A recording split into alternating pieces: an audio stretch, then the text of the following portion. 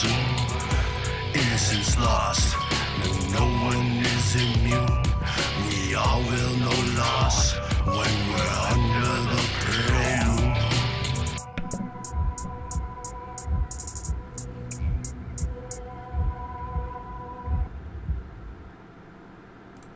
Hey, there we are. Test, test. That should work. Welcome. Test. All right. Woo. Hey, it's Sunday night. Leaving the bottom there. Oh, man, it's Sunday night. We missed last week. That's okay. Last week. What was last week? That was the 20th. Not okay. It's horrible. No, I'm just kidding. 27th of November, and we're continuing on. We only got 3 guys tonight. No Jackson, no May. He's working till midnight, but he's lurking in the stream. Cool. All right, Jackson's here. He's hanging out via chat. And we're just going to... Tell him to roll initiative. Get in here. We're just going to go from there. Tonight, obviously, we're going to be ending at 12.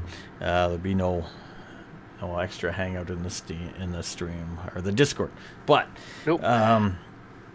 Last game, anyway, what we did was we took the airship down to the desert to look for I can't think of the proper word, landmarks of where the body of our 2 friends had lied, Kai and Kara, and we landed the ship. Kind of a little storm came in, a little sandstorm. Made our way out over to a camp, a long abandoned camp of their father, where we found his body and bodies of 2 of his companions and located a map upon him. It wasn't too far off. It was, I think we said, a half day or a day's travel from the camp. Was on the map. We were making our way back to the ship in the little sandstorm to study it. May, being very, very familiar with deserts, she led us through no problem. And we got back to the ship where we were going to study the map.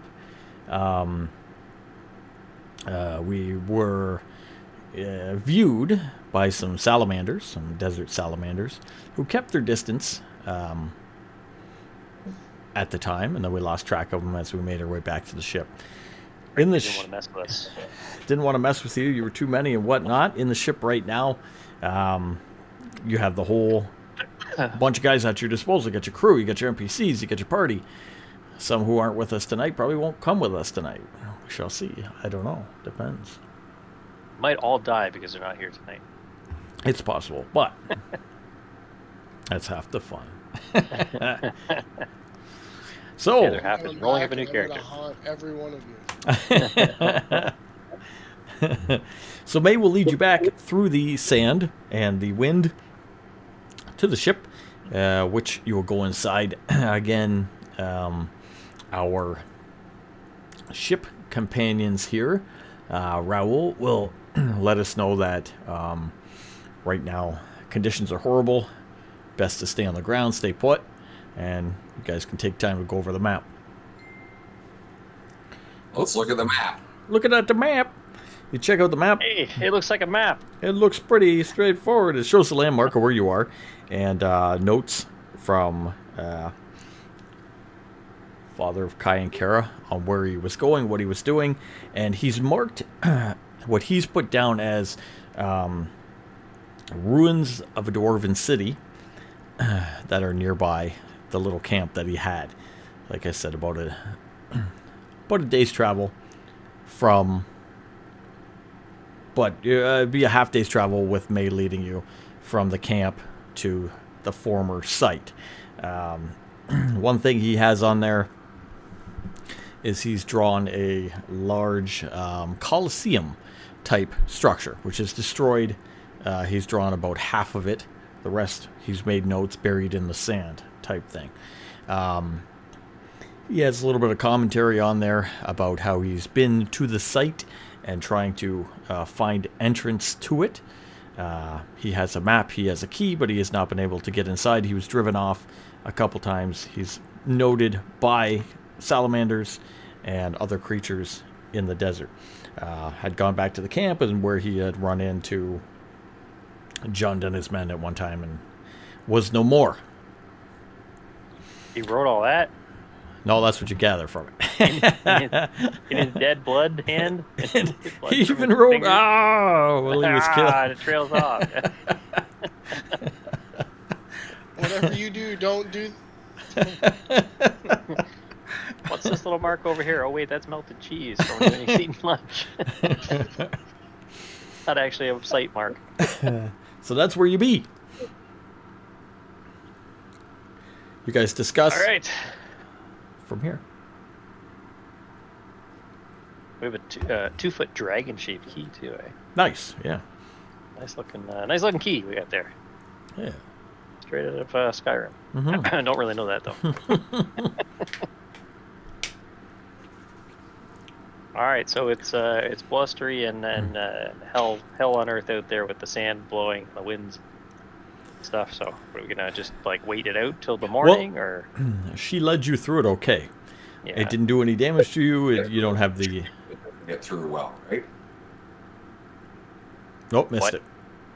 We can get through okay. It's just the ship that can't fly through it, right? Correct. Yeah, well, we kind of battened down the ship anyways as a camp. Yeah, So as a we, camp, we yes. have a home base here. Mm-hmm. So you got a little home base, you got a map, you got some ideas, some notes. We got about a day and a half trip to the. It would be a day by yourself, but a half day with May leading you. Half day. Okay. Yeah. Is What May do we gonna be able to think? lead us? I don't know. You tell me.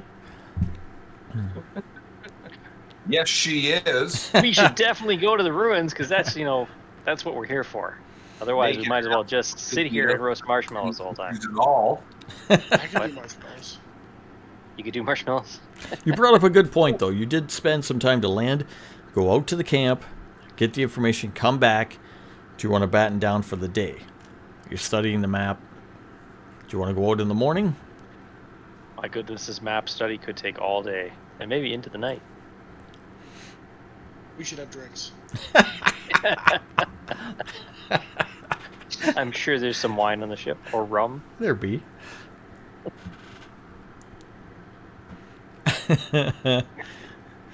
But So see, then we should probably I thought stay Drake- here then. Go up that first Drake thing was in the gonna morning. roll something there for a second. His eyes. All right. So you decide to hang out on the ship then till morning, having some drinks, talking about maybe your former defeat of John and his army, all your Yeah, that was great, wasn't it? We defeated him. now getting out of the north and going more south, Getting out of cold weather and into Yeah. the warm weather. in the Great. warm weather. As night comes upon, who wants to do watches? I'll do a watch. All right. I'll do a watch. I guess I'll do the third watch. You don't have to if Perfect. you want. We have NPCs. All right, so we'll do 1, 2, 3, 4, 5, 6. In that order, it's 6. So, into the night, we have Clairval does the first watch. How do you want to do your watch? So the ship's on the ground in the desert. Correct. I'll be on the ship, like walking around the ship, not on the ground. I'm like just walking the deck, Okay. looking out. There was a camp here, wasn't it? We ended at. The camp Kinda was set up around it. was nearby. Let's say about 20 minutes away or whatever. That you had gone to and come back. So he'll be up on the deck. He's walking around, kind of looking out into the sandstorm and whatnot, seeing if he sees anything, hears anything above what's going on. Not much happens. Later on, I just got a perception check, and I got a whole 14. ooh, 14, very good. You see some thick sand blow by. Yeah, I see some fucking thing. Well, what's that? More sand. Kylo, you get up later on. How do you want to do your watch? Yeah, I'll go get a piece of bread, put a little butter on it. Go sit on the kind of the top of the deck there and look around out toward the horizon, see what's going on. Let all the sand go into your sandwich. Watch all the sand. I'm in a shielded area. Let me. I'm here somewhere where the sand won't get in my food. But All I'm right. just gonna munch on the right. piece on the baguette or whatever the hell it is. Big It's piece of bread. it's late, but you notice it still doesn't. It dips a little bit, then picks back up. It's the storm we're talking about, right? Yeah. Not the ship. Not the ship. Until much later, when it's Branthrin. Wake up, Branthrin. Branthrin gets up. How does Branthrin want to do a watch? I will Drunk as a skunk. also walk around the top of the ship. All right, give us a perception. You're instantly killed. You were dead. You get an arrow to the face. All for faces. What'd you roll? A 1. Oh. I ain't found shit. we ain't found shit. I found shit out here. All right, let's see. Yeah. What do we got here? Ooh. Okay, you're walking around on the top of the deck, struggling to look out as it's dark. It hasn't got that close to first light yet. You can hear things, but you're sure it's just the wind, shapes moving about, but you can't really tell. Suddenly, nearby, something shoots past you and lands in the deck right behind you. Turn around and look. Looks like a spear. Someone has thrown a spear from somewhere outside the ship. For a moment, for only a moment, it glows bright red before fading back to just steel. This sounds like a bad thing. Look around, but with a Spear in 1, the deck is usually a bad thing. still can't see I anything. see You see nothing. How do you react? I'm assuming that if I yell, nobody's gonna hear me. Probably not. So you can scream like a little girl if you want. Probably an alarm bell on the deck somewhere. This is a ship. You know, you got to call all hands on deck. There's probably a bell somewhere. I asked that last time. He said there's no bell on the ship. You know, you never told me you wanted a bell. I know the ship, but you know, like Oh, it Pirates doesn't of the have- Caribbean, you know, he pulls on the bell before he gets stabbed and all the zombies what I are thought, attacking him. too. You show up. That's what I thought too. All right, we could And set now it. It's failed too, right? You did mention the bell before. May could have fashioned us a bell. Okay, if there's a bell, I'm We'll gonna do that ring it. first. And if not, I'm gonna bang my shield and sword together to All make right. loud noises. So You want to make everyone is- another roll to see if you can actually hit your shield? I don't. If I roll a 1, I'm gonna miss. All right, roll Shield take perception. your arm off. Anybody sleeping, roll perception with disadvantage. Well, the first one was a natural 20, but it's disadvantage. I got an 18 on the other one, so Nice, you're up. 24. Oh, I have received an 8 as my lowest. no. What's your? My highest was Yeah. 13. Right. No, I'm lowest. sorry. It's lowest. It's Yeah, lowest. lowest. We got an eight. However, my passive perception is actually 19. So Doesn't count. You're unconscious. All right. So only Clairval very passive. wakes up. Actually, some of our NPCs maybe. Nope. No. Not one of them. Hold on. Raoul, he's Hold sleeping on. on the deck all night long. Oh, Man, the- doesn't sleep. All they hear is a ting, ting, ting. The men will wake up. The men and Clairval. Hey! The men and Clairval. A little rude. A little rude. You will hear a bell bit of ringing. You're like, emasculating. wait a minute. Does this ship have a bell? Huh. And, Is it dinner time? Hey, and you hear a dwarven voice. Tune. I need to go up there and tune it to the right pitch. You hear a small dwarven child screaming. I go running up. All right, you run up along with the guys from the ship, and you see Branthrin up top. Branthrin is standing next to a spear that is lodged in the deck, and looks like he's looking about. And Branthrin, Looking if at you're nothing. looking for the spear, it's at your foot. I see that. Great, I can go back to bed. No. I just don't know where it came from. Oh, okay. Also, it was glowing red just before you came up here. How much have you had to drink tonight, Branthrin? Actually, none. I actually had none. I'm going to go take a look at the spear. All right, you make your way over, look at the spear. Give me a perception as you go. 20. Oh, nice. I got a 9 to hit, so as you go over and look at it, it is for a larger creature. It looks very well made. It shows signs of scorching upon it. Another one shoots up onto the deck and lands near you in the deck. Again, bright red for a second and starts to cool. Like my finger, touch it. Is it hot? It's hot. Okay, don't touch that. It's hot. I look out to see where it came from. Okay. All right. We're going to keep it 20? Yeah, keep your 20. You look out with your perception, and you can see a couple of these salamanders circling around the ship. They're sliding around on the tail throughout the sand. Looks like they've been throwing some weapons up to the top of the ship, but they can't get up themselves. They are, however, right outside the ship, down below on the sand.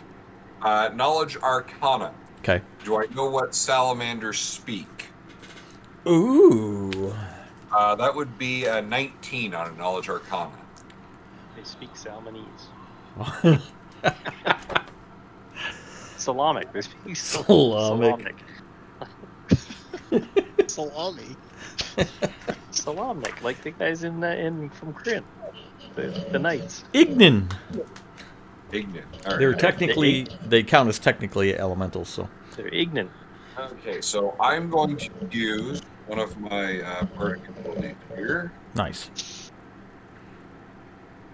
Get that. It is called Universal Speech.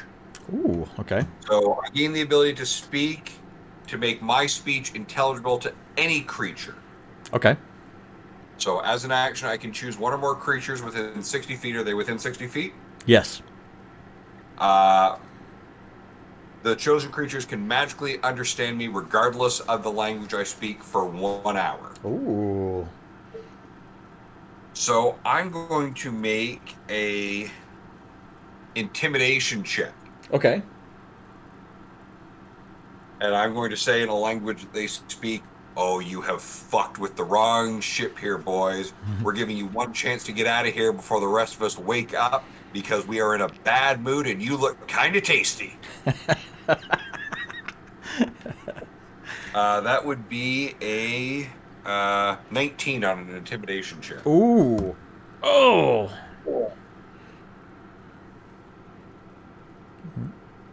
That's what that? Is that a That's a one? that's a one. That's a one. That's a one. Yeah, you can fuck off. They just shit themselves. You see that Did they actually shit brimstone? That's my question. Of course. Flaming shit piles everywhere now.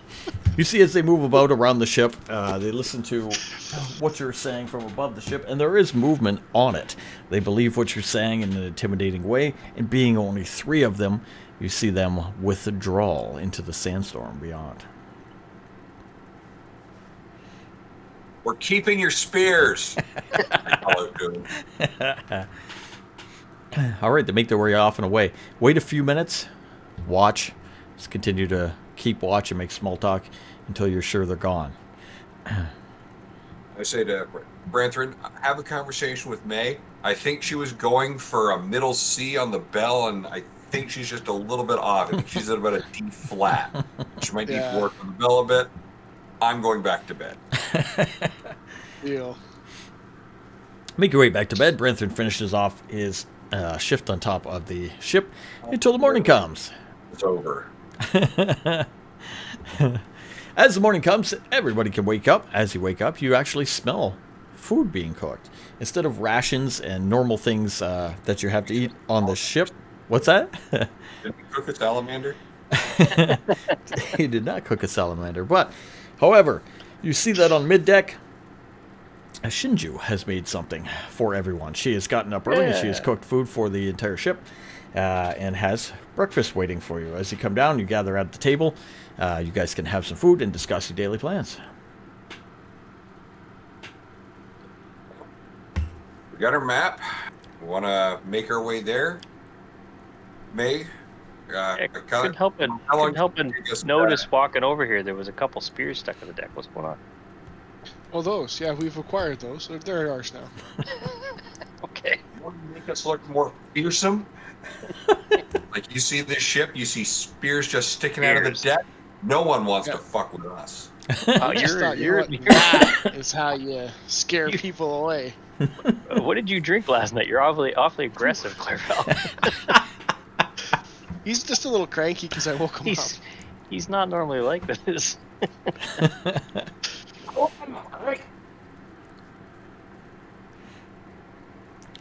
Is that- The morning comes. What do you want to do? So how long is it going to take us to get to this site where we got basically the X marked on the map, right? X marked on the map. May's going to look at that, and with her skills, she'll tell you if she plans it out well and gets a good roll, she could get you there within half a day. If roll? She knows. if something goes bad, it could take up to a full day to get there. Yeah. She has mentioned that the desert being her favorite terrain, sandstorms and that should come and go, of course, but for whatever reason, this one seems to be staying. There's very dark clouds out. She denotes that something a little different is here, maybe a little magic at work. Hmm.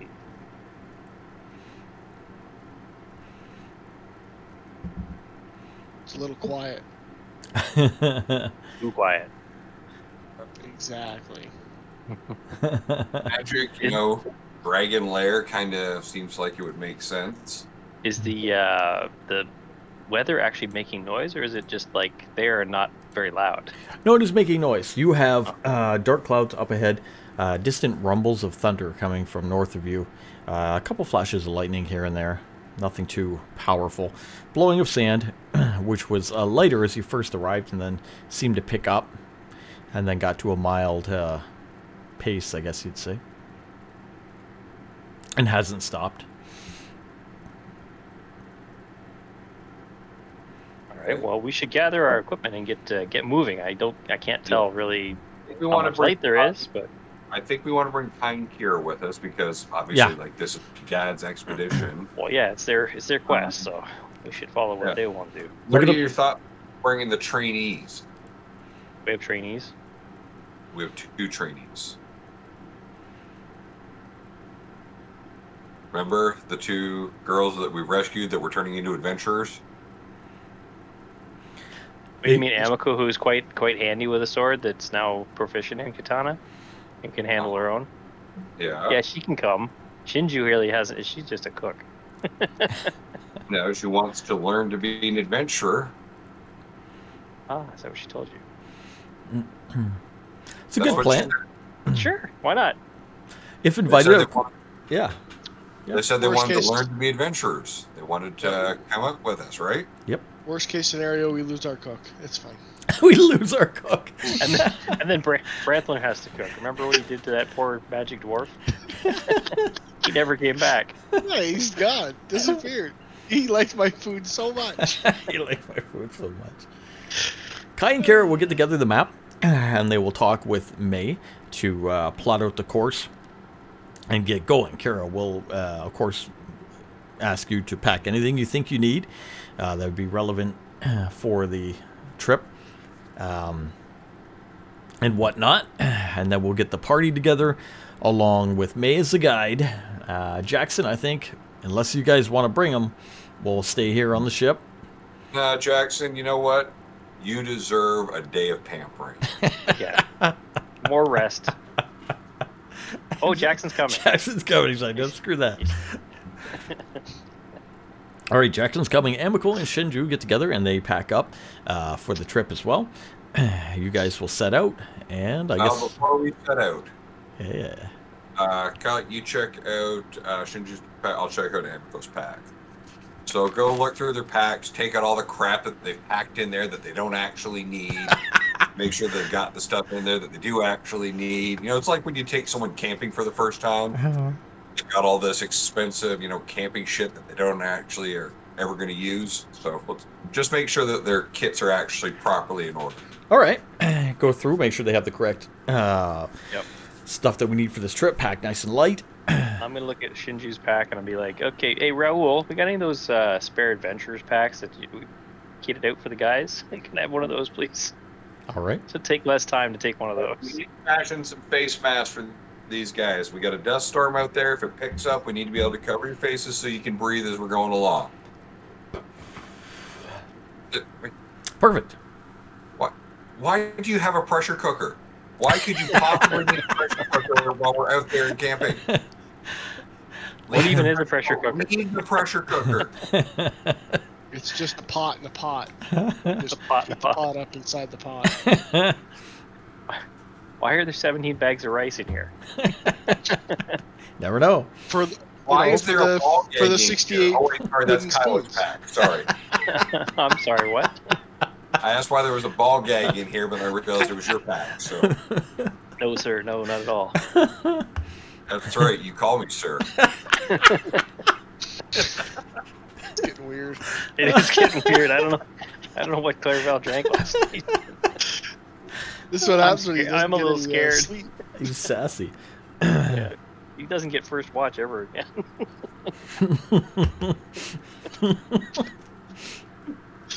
All right, you get them all geared up. Make them dust masks. Everything you think will be relevant for desert travel. Make your way out of the ship, leaving just the crew members behind, who will lock it down as a camp. Yes. We will all take some form of thing to go over our faces Okay. so we can breathe. Just in All right. case. Just in case the DM has that little tidbit somewhere in the back of his mind. He's gonna be like, oh, another dust storm comes up. Those without coverage die. Yeah. You inhale Choke sand, on you die. sand.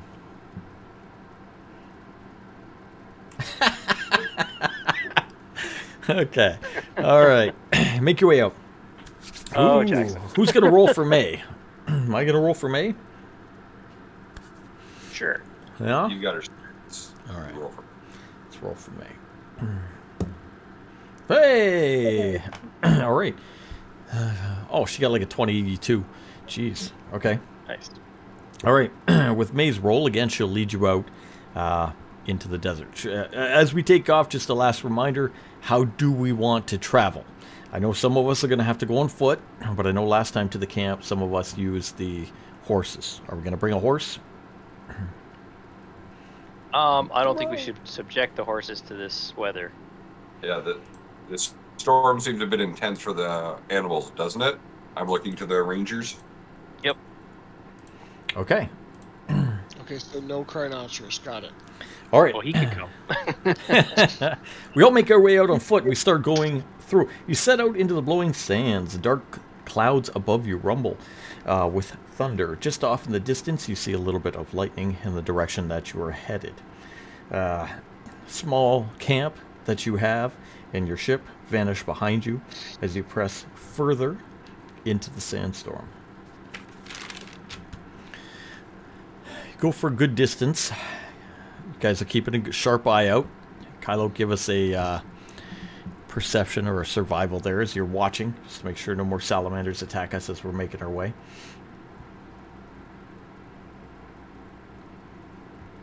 Been scared off by Clairval. Well, I'll use my perception advantage.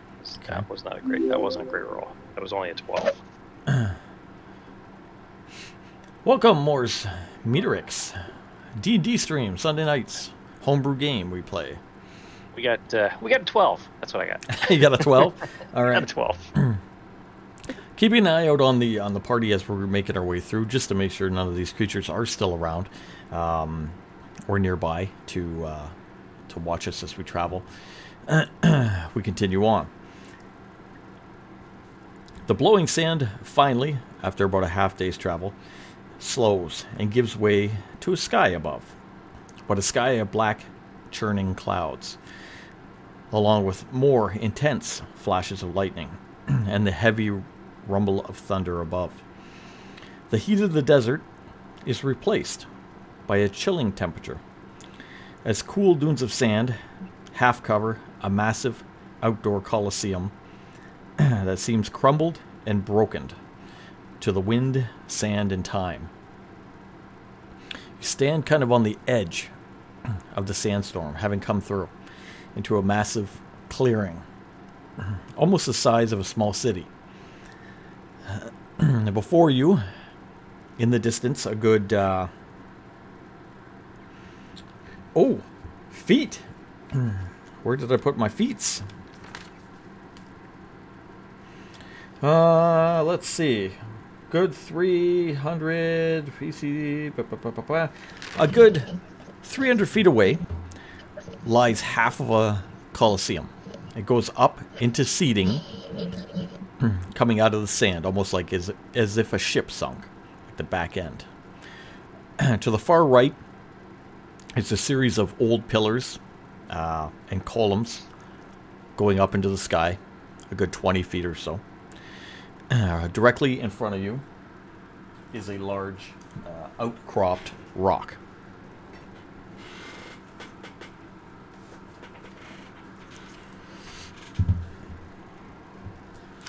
You just, like I said, come out of the sandstorm. You feel it's a little bit colder now. Not as hot as it was making your way through. And you have the sight before you in the distance. I say we make our way to the Coliseum.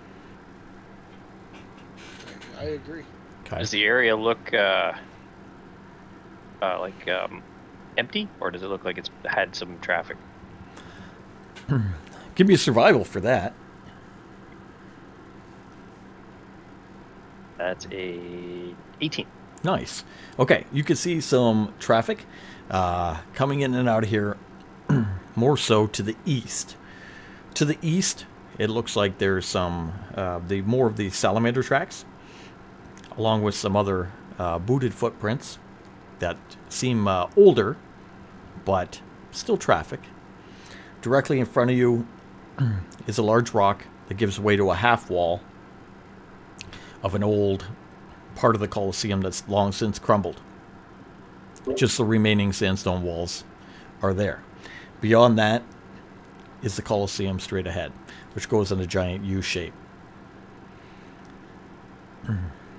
The tracks and the traffic that you see tend to go off to the right, towards the columns and whatnot. Nothing toward the Colosseum. Not that you can see in the sand, no. How old do the most recent ones look?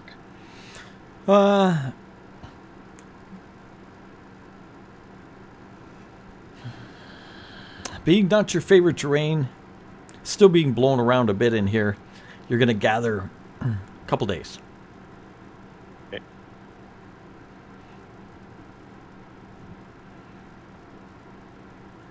All right, there's tracks leading off east near those columns over there that have been here for a few days.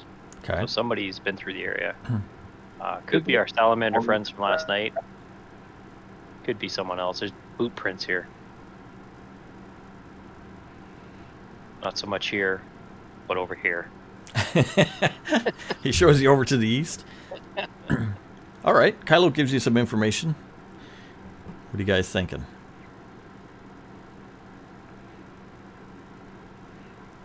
Salamanders don't wear boots. True. No, I didn't say that. I said salamanders and boots. Yeah, I know. I'm just saying that. Not salamanders in boots, because that'd be weird. Maybe they were on their hands walking to throw us off. Maybe they had them on the ends of their spears. They're like walking on their hands and they're just like flipped up. Were you watching him when he was drinking last night? Like, what was he doing? Did he drink some Amaze poison? Maybe the real problem is that we haven't had anything to drink yet. Did he maybe like lick Jackson or something and get some kind of poison off of Jackson? I am not a toad. Get him in here. Get his square in here. Jackson has arrived. Thought I heard him come in. Which way do you want to go? What do you want to explore? Do you want to split up? Well, we're split. No. Scooby Gang does not split up. Oh. This is the don't split up gang. Yeah. No. Mind flayers eat our faces when we split up. Skeletons overrun us when we split up. So we are going to head to. We're going well when Clairvel and Jackson split with everyone else. Yeah. Yeah. See. We're going to listen to Clairvel and go check out the Coliseum because There's no tracks that way yet. All right, as you move up, you're going to move up past the rock, past the former wall, half wall, into the middle of the sand towards the Colosseum. Everybody give me a perception and or some kind of look. Search, whatever. 14. All right, nice. 19. Okay. 17.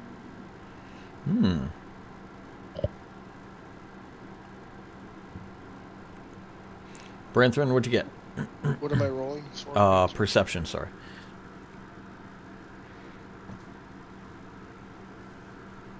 That's a 9. Okay. All right, it's in character. Everybody moves up as Branthrin's preoccupied with the sand on his boots and start making their way. All this frickin' sand in my boots and in my armor. As you move up and closer into the Colosseum itself, you're going to notice that the sandy floor in the middle has a larger hole near the center. It looks like some of the sand has broken through something and gone down. So there's a large hole. We're going to say about 40 feet around at the center of this Colosseum. All of you, except for Branthrin, are going to notice that in the Colosseum itself there are statues. There are small statues of creatures that look almost dog-like, with fierce chiseled faces set up along the upper part of the Colosseum. To the far right, you see some more of these atop the columns themselves. One other thing that catches your eye, to the left, up in the stands near the top, west or left, is a large trebuchet. No, Jackson, you cannot ride the trebuchet. I'm thinking about it. I know you are, and that's why I'm telling you no right now. You're not his dad. You're not my dad. I'm the Trebuchet, closest I ain't thing seen no to the trebuchet. Everybody except for Branthrin will notice that these What are you guys looking at? these odd statues and whatnot slowly do seem to move. Those statues are moving, guys. More Or is it just me? The heat? Or are they moving? No, they're fucking moving. More importantly, two of them seem to be moving near the trebuchet as it slowly turns Oh, fuck. your direction. Oh, The fuck. trebuchet, how's it going to hit us? Not, they're for going into big buildings, not into... Yeah, you little see groups how of people. we're grouped together here? Well, we should maybe split up. As you This is discuss, what we call the kill zone. technically initiative, so initiative. Oh, I did good. 12.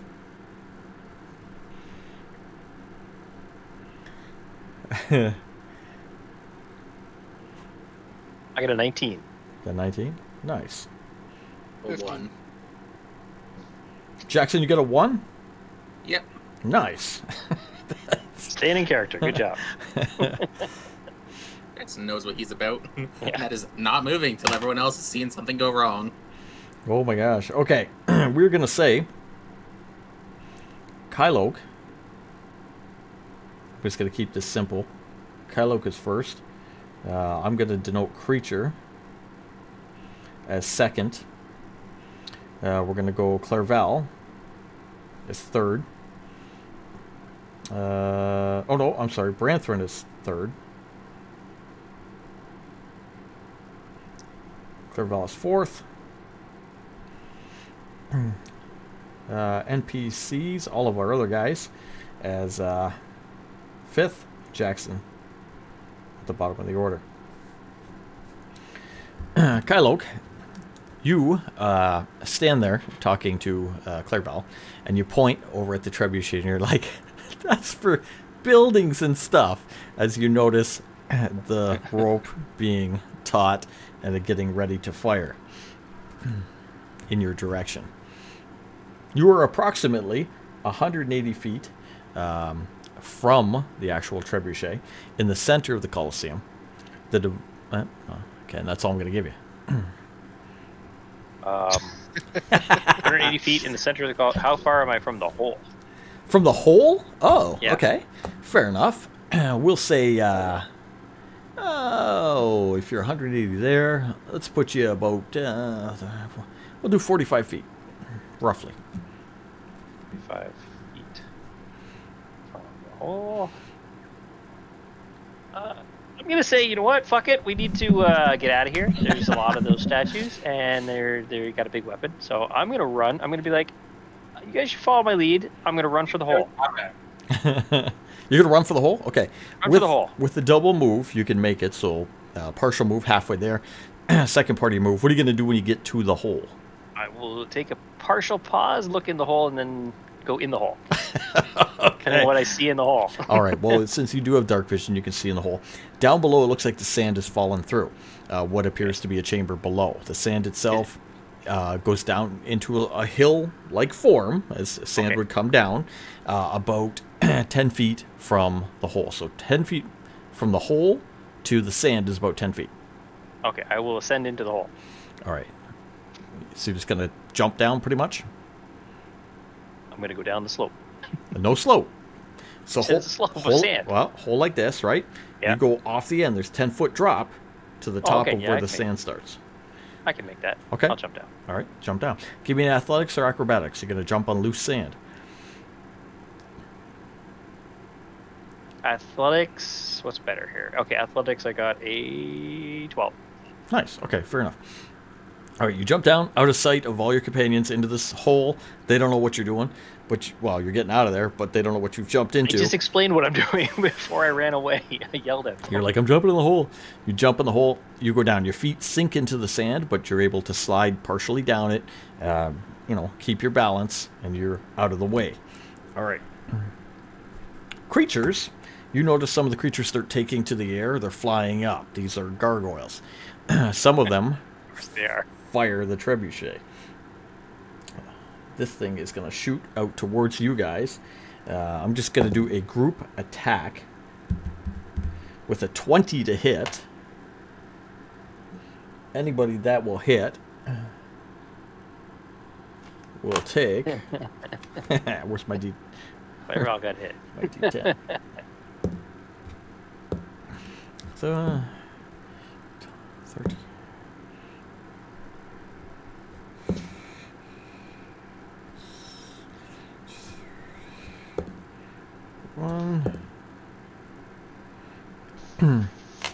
Will take 40 points of damage as the trebuchet shoots a pile of old crumbled sandstone rock from the Colosseum. Whoosh, up into the air, comes down right where you guys are, hits the ground, boom.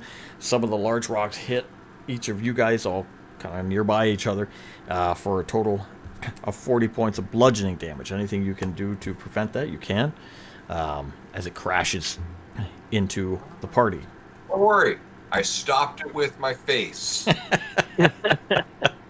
Who did it hit? All of us? Shield spells. Yeah. So, yeah, AC of 24 for 1 round. Nice.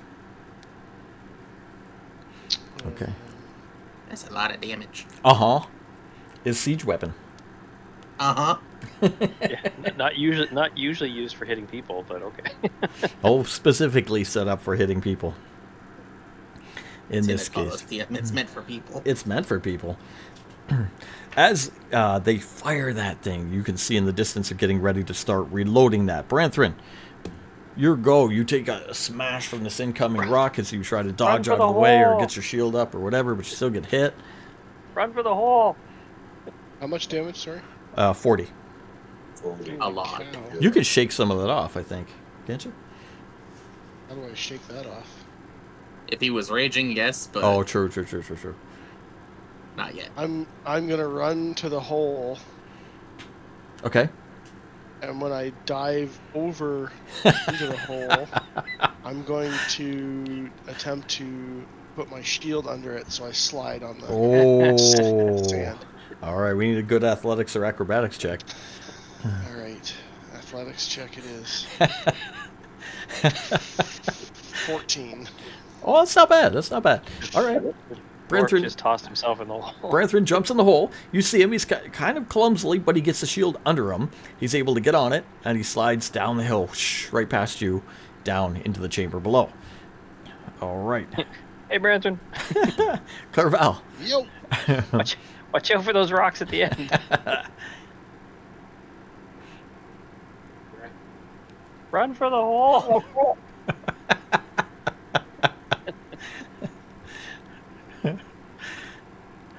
What are the statue dogs doing now that they've fired the trebuchet? Are they attempting to reload it? Yes.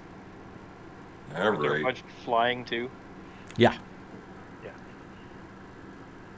All right, I'll make my way where everybody else is. Make my way to the hole. Okay, you run over to the hole, look down, you can see Kyloke there. Branthrin is out of sight. It's about 10-foot drop. What do you want to do? I'll do. I catch you. I'll do an acrobatics check to try and jump down the hole without hurting myself. Okay.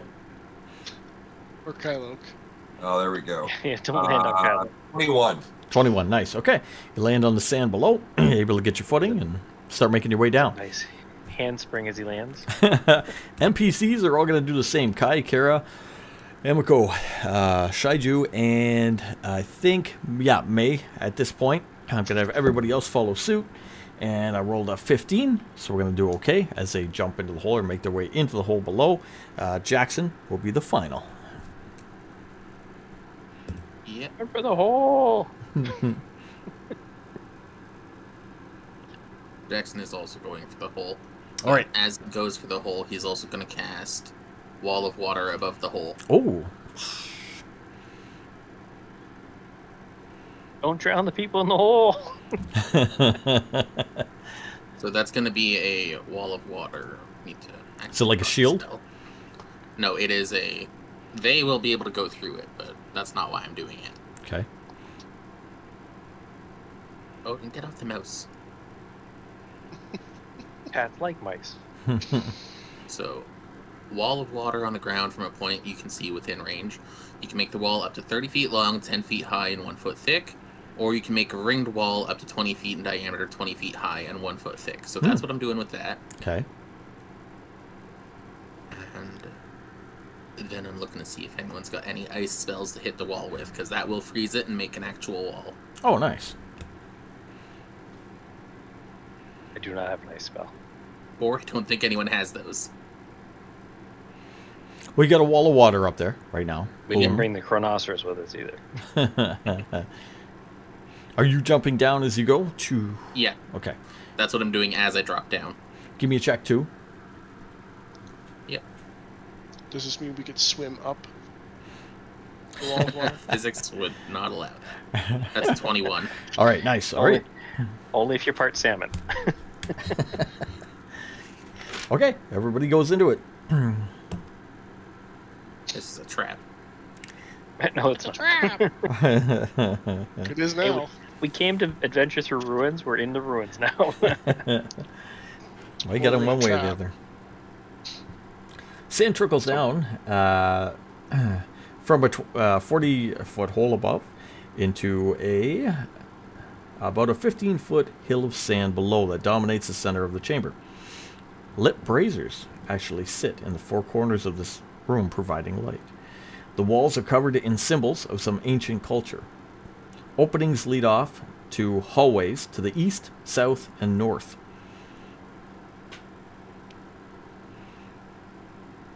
Water is above you. You said there's corridors where east, west, and East, East, south, and south, and east, west, south, and north. north. Correct. east, south, north. Okay, the ancient writings on the wall. Now, are we out of combat? Yeah, I mean you made it. You made it out of there. We've made an escape. Okay, the symbols that are on the wall. Do they look anything like what's on the map, or anything from the stuff we have, the research from Kai and Kara's father? No, currently No. not. None of the etchings on the wall or anything like that resemble anything on the map. He also talked Okay. about not knowing how to get in. He was looking around in the Colosseum for a way in. Found it, you have.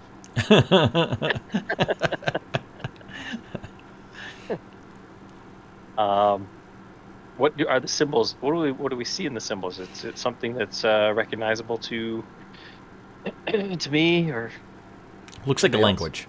language. Just a language of some culture. It's written on the wall. A lot of different symbols, words, and whatnot, all depicted, written neatly down the walls, and whatnot. Nothing it looks like that you're overly familiar with, I don't believe.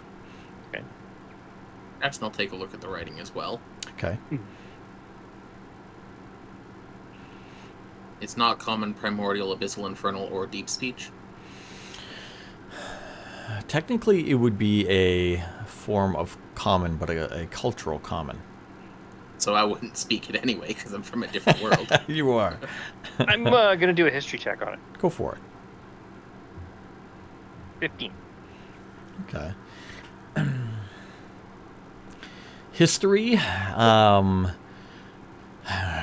Wouldn't necessarily make me understand the language, but No. I might be able to tell what it is from or what it pertains to. You can Right. tell that it's more of an ancient dialect. It's a dialect used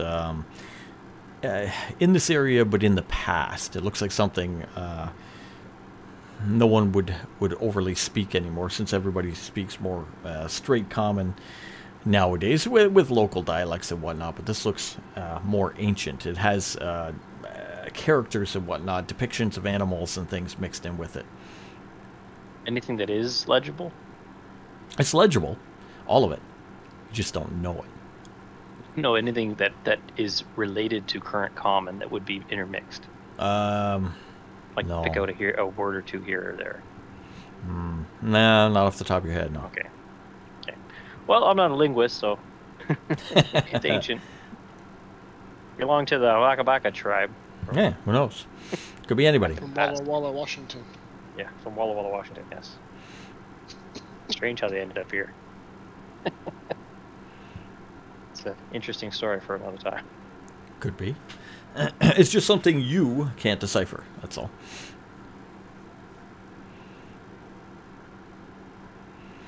You're in the room. The room is lit. So there's Yep. light in this room. There's hallways essentially going off in different directions. There is stone on the ground covered with the sand, so something has busted through the roof, which you believe probably was the trebuchet. It could have been a shot from the trebuchet or so, because of the journal depicting that he had not found an entrance. Not that this would be the correct entrance, but he found a way in. Amazingly, the trebuchet lit the lamps too. What's the history of this area? You, Branthrin, how do we do this? Because you're He's from not another from place around too. here. Yeah, I know. Well, I just did a history check. So what did I presume from knowing what that is? What this area Well, would be? if he asks pretty much the group, what's the history of this area? You're going to explain that dwarves on this realm, in our world, are mainly from the desert. So they come from the desert. They're known as great merchants. They have massive cities. They, of course, do mining, but they don't do mining in the mountains traditionally and all that kind of stuff. They do it more so in the desert, and they trade in a lot of different material and whatnot. This writing down here doesn't look dwarven, doesn't have any dwarven alphabetical characters in it or anything like that. Seems ancient, maybe before even the dwarves settled here or whatnot. Did you get all that? Got it. In other words, I ain't see shit. I would say you would be from here, but being from somewhere else, you could be from any different background. But you get the idea this is supposed to be a dwarven place. Above was a description of an old ruined dwarven city. So it was a dwarven city above. Whatever you're in now is not dwarven. It's underground. It was under the city. It's old. The city was built atop this, and the city has now fallen to ruin. So it's very old. And it would be great if we had Ragnar with us. Ragnar is at peace. He was a dwarf from this area. Not from Barovia. It's too bad he's retired now. He's at Yep. peace atop the mountain. Yep. He is the mountain man. That's where you be. So, do we want to, like, maybe go down one of these hallways? Sure. Which one you want to go down? Eenie, meenie, miny, you pick. What way were we heading when we ran in here? Well, we'll say you were going north. We'll say you're going north towards the Colosseum, and then you jumped in the hole, and that's where you are. That's how we're keeping direction. And discussing with May, where was roughly the dragon's lair on the map? Oh, 'Cause she was just guiding us. this whole area, this old city.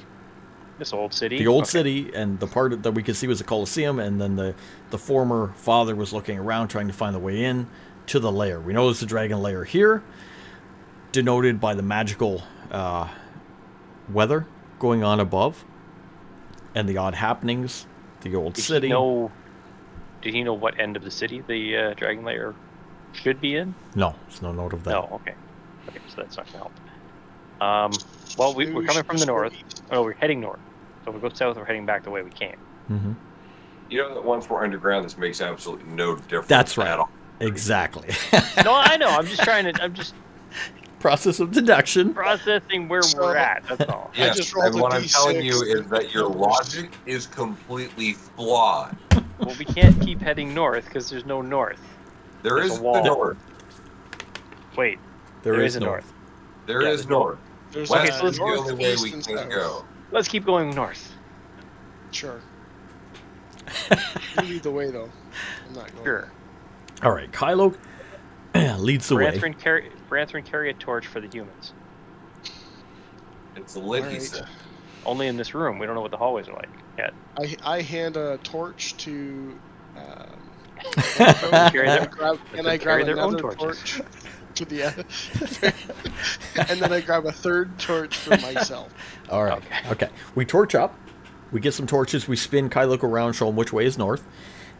He he leads us off towards the northern passage. As you make your way, out. That way. Kind of like a doorway with no door into a hallway with more of this writing. We go down into the hallway and we're going to see a couple torches as well clasped along the wall, and they are lit. As you go down, you eventually come to a closed off doorway which is sealed by a sandstone slab.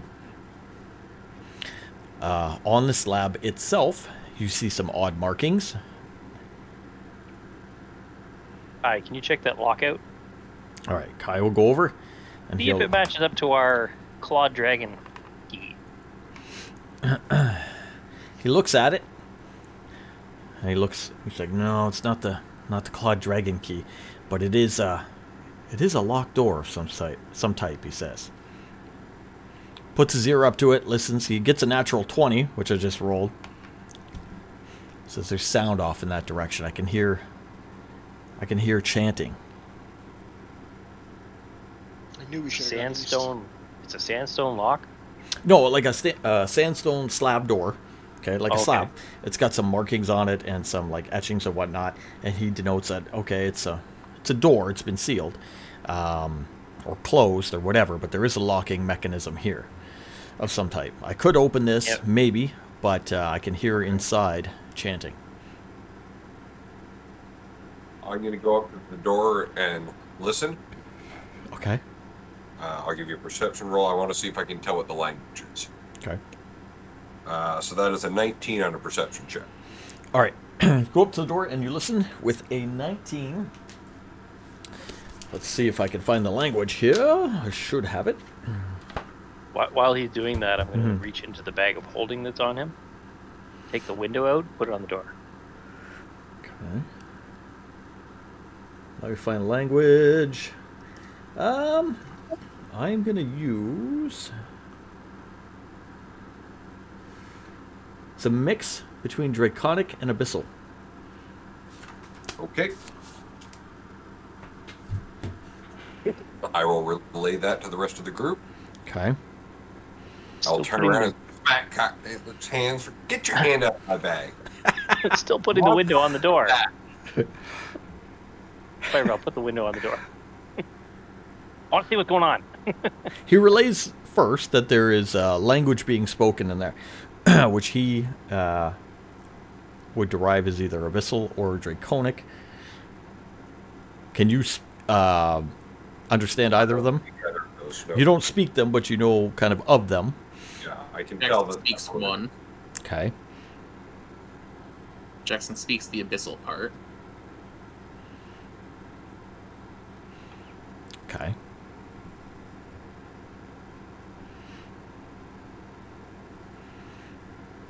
Okay.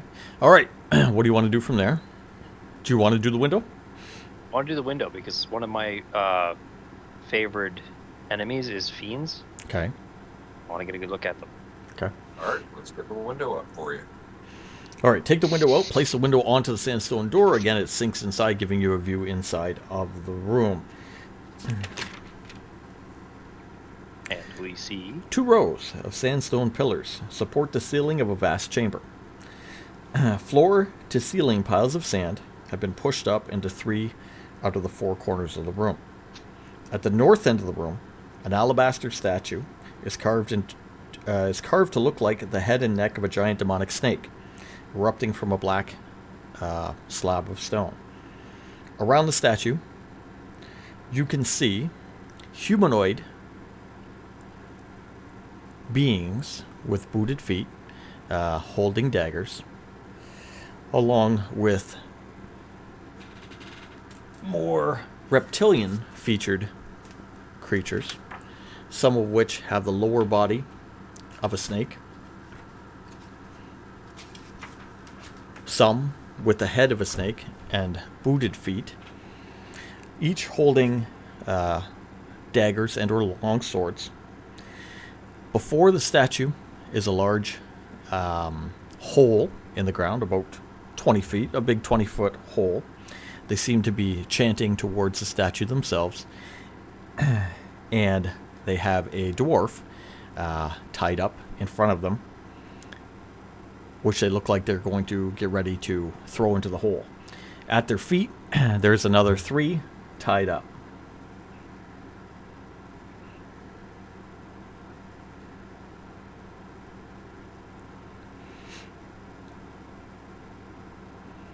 That's what you see. Which I'm assuming you're going to relay to us. it's a 3x2 window. We're all looking at it. I'm not. Everybody's not. Oh yeah. All right. I relay it to the ones that can't see. Other than Brantler, Look at Drake. He's paused. Would you look at that? Somebody cast Oh, a that's whole great. person spell on him all of a sudden. Too much movement. It's like, nope, can't compute. All right, you relay it back to the party. I don't know if we lost his vocals there too or not, but you relay That's hilarious. relay it back to the party there. That is what you see. So you see a bunch of. Squeezed so hard that the whole camera. just blew apart. Are you still there, Clarabelle? Pronouns now was a word. Is he there? Test. No, he must have. Okay. Is he still on the Discord? He's there, but he might be locked up. He might have to reset. Oh yeah, he's still there. He's just locked. Well, he does that. All right, so we could have. Oh, there he Oh, goes. there he goes. Okay. Yeah, he's back. Ah. All right. So you relay that to everybody else, and what do you say, Kylo? Okay, so let's retrieve the window. Okay, take the window back out. Put it back in the bag. Okay, so we know what's in there. There's 4 dwarves that they're going to be sacrificed to. How many were in there? How many of those lizard people? And 6. Six of all of them. 3 humanoid, and let me just make sure that's the right number. I believe it is. Yes, it is. 3 humanoid and 3. We'll call them monstrous, I guess. 3 long boys. Yeah. Okay. I say we go in, we do the look to the stars, and try and take him out from there. You could do that. Now, who was listening to the chanting? That was Clairval? Yes. Yep.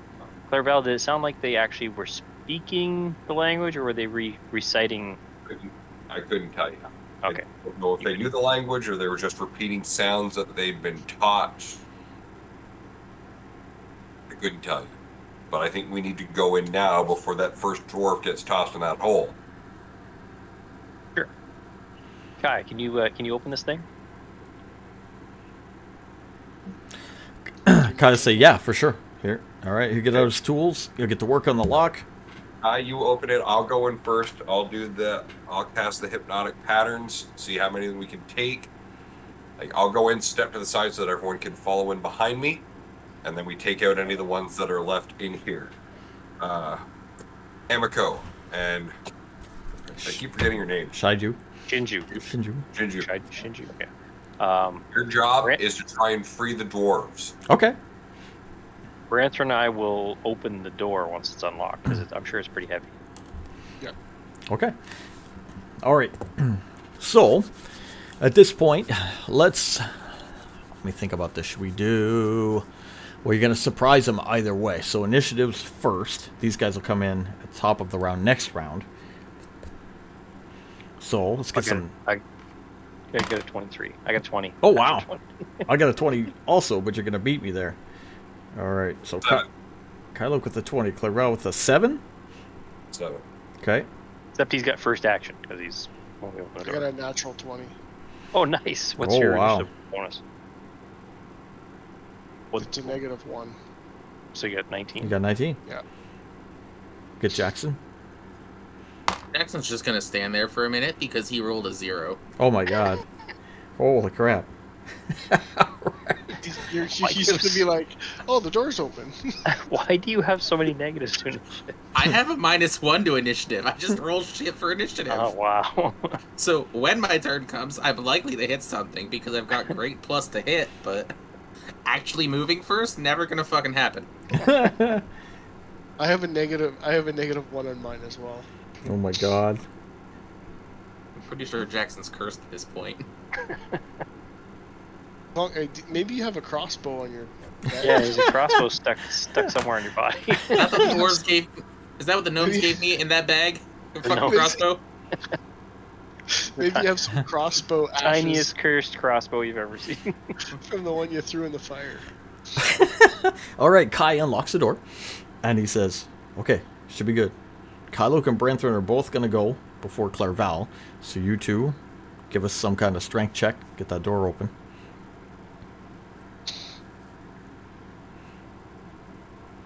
15. And... Two. and 2! It was a 2? That's a 6. It was a 6, yeah. I slip a little. All right, Kylo, you grab the door. Sandy You floor. start pulling it there. Branthorn, slides very, very slowly down to the ground as his shoes don't grip, and the Sandy's laying on his belly on the ground, holding onto the door. You guys are able to get the door over and open. What did you Alright. drink last night? Clairval clearly drank something. What did you drink? I just picture myself holding on to the door and I'm Sliding with the door. Clairval is up. Clairval, go. all right. So I go in. I step just to the side of the door, and I'm going to cast hypnotic pattern. Okay. I need a wisdom saving guy. throw from everybody. All right. Let's see. Let me see if I can do a group one. Make sure my wisdom is the same. Okay, so I'm going to do it. Oh, I rolled a 17. I get a +1, so 18. Unless you want me to split it up. Nope, you made the save. Okay. All right. Hypnotic pattern goes off. The people are too engrossed in what they're doing. They save from the spell. Dwarf save. What, you want to do the door? I guess we got. They're there, right? You Use could that yell to there. them, Everybody has to make it. 12. yell to them to run. Realize they're right. All right, we'll say 12 for the dwarves. Okay, so the dwarves are hypnotized by it, so at least if they're going to die, they won't realize it. They don't have to suffer. we'll have to hear them scream. All right, the dwarves Order look them to to the ru- stars. Order them to run or something. I don't know. Embako and Shaiju go into the entrance and over to the side, like they're going to start making their way up to help get the dwarves, but the creatures are there right now. Kai has just opened the door. He's going to start getting up, getting his weapons out. Kara's going to come into the room. Where's my Kara sheet? Right here. Kara. What does she got? She's going to use... Ooh, no, because she could hit people there. She's not going to do that. We're going to use... I'll use the Scorching Ray. That'll work. We'll pick one of them out there. And she'll hit him with that. Oh, nice. Okay.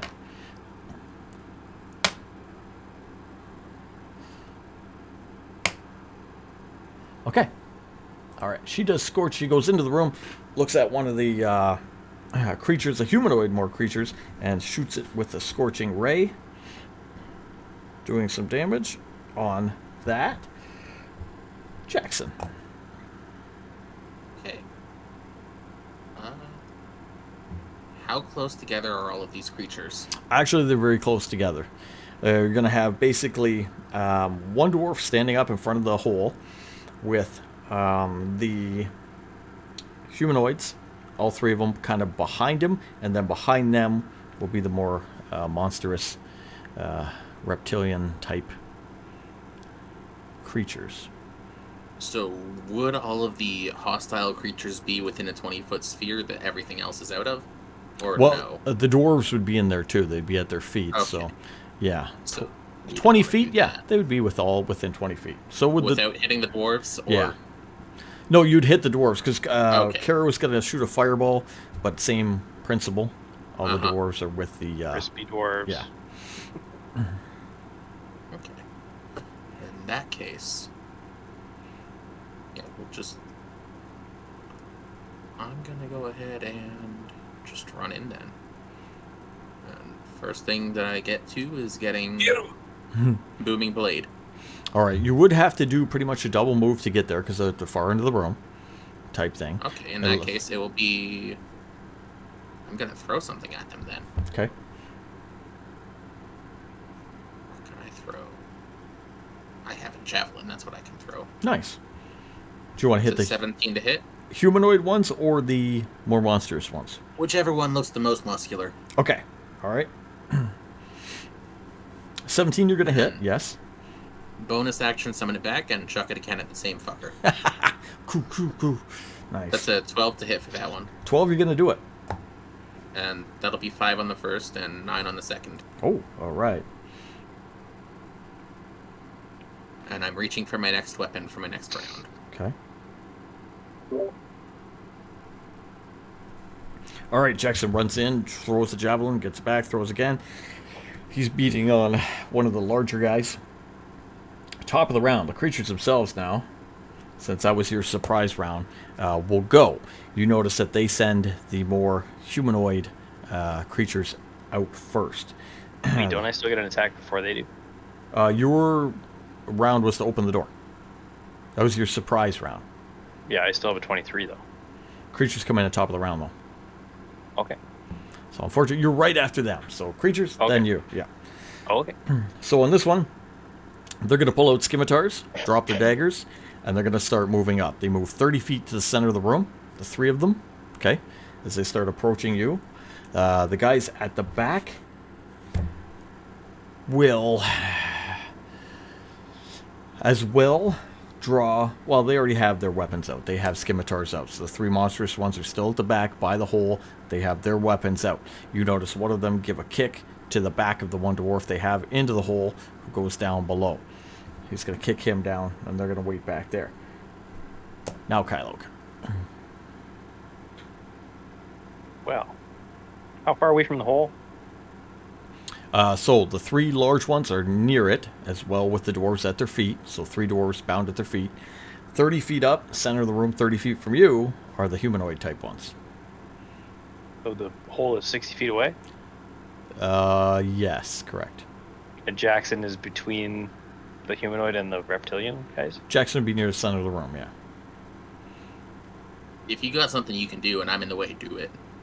No, I was gonna run and save the dwarf, but I don't think I can get past those humanoids. I'm going to notch a bow and take out the closest of the 3 humanoids. Okay. All right. That is on the first shot, that is a 25. Nice. Okay. Hit. And that is 6 points of damage. For the first one? Yep. Gotcha. Go for the second. Second one is a 10. Gonna miss with No, the 10. 11. I'm sorry, 11. 11's still gonna miss. Okay. All right, notch a bow. Shoot him with the first. Miss with the second. Remember that you missed with an arrow. You can retrieve that on a 50%, blah, blah, blah. Type thing. Do you want to do anything else? Do you want to move? I will move. How far can I move? You move 30 feet, so right now you're at the doorway. If you want to move 30 feet, you can move to the center of the room. And those things are 30 feet past there? The 3 humanoids are center of the room. They'd be with you. Past that, the monstrous one's near the hole, or another 30 feet beyond, or another 30 feet beyond. How wide is the room? Good question. Very big. It is roughly. Let's see. About 80 feet. Okay, I'm going to go 30 feet wide Okay. to the left. All right, gotcha. Have Okay. a problem. You move up center of the room, but on the far left. And we're going to go to Branthred. I'm gonna take a javelin Nice. and fire it at the closest enemy to me. Okay. Center of the room are the humanoid ones. The one that's probably already been hit. Got an arrow in him. He'll be the guy on the far left nearest to you. 22 to hit. Oh, yeah. 5 damage. There you go. And I'm gonna pull out another javelin and toss it as well. Yep, double attack, sure. 18 to hit. Got him. 5 damage. All right. Okay. All right. Pull the javelins out, throw them, boom, boom, in succession. Where do you want to move? You're at the I'm gonna doorway. move, so Kylok went left. Yep. I'm gonna go right. Okay. Start moving up to the center of the room, but on the far right. That's you guys. Clairval.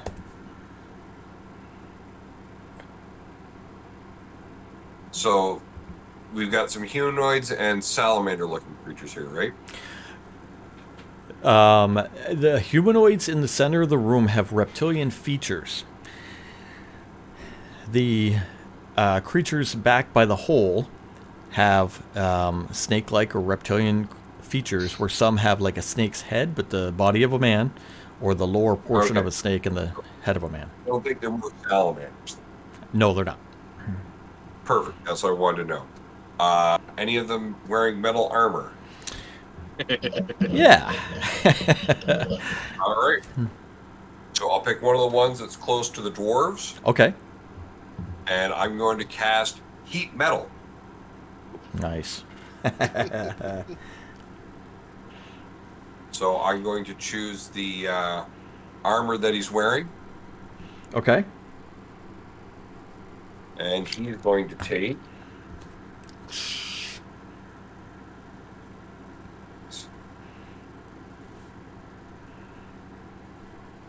11 points of fire damage. Ooh. Okay. All right. So one of the guys near the hole, near the dwarves, his armor starts to heat up and burn, and he taking the fire damage. And he has disadvantage on attack rolls and ability checks until the start of my next turn, because he cannot drop the armor. Nice. Okay. Disadvantage. That's an awesome one. Okay. NPCs. Emiko and Shaiju are going to make their way. We're going to say left as well.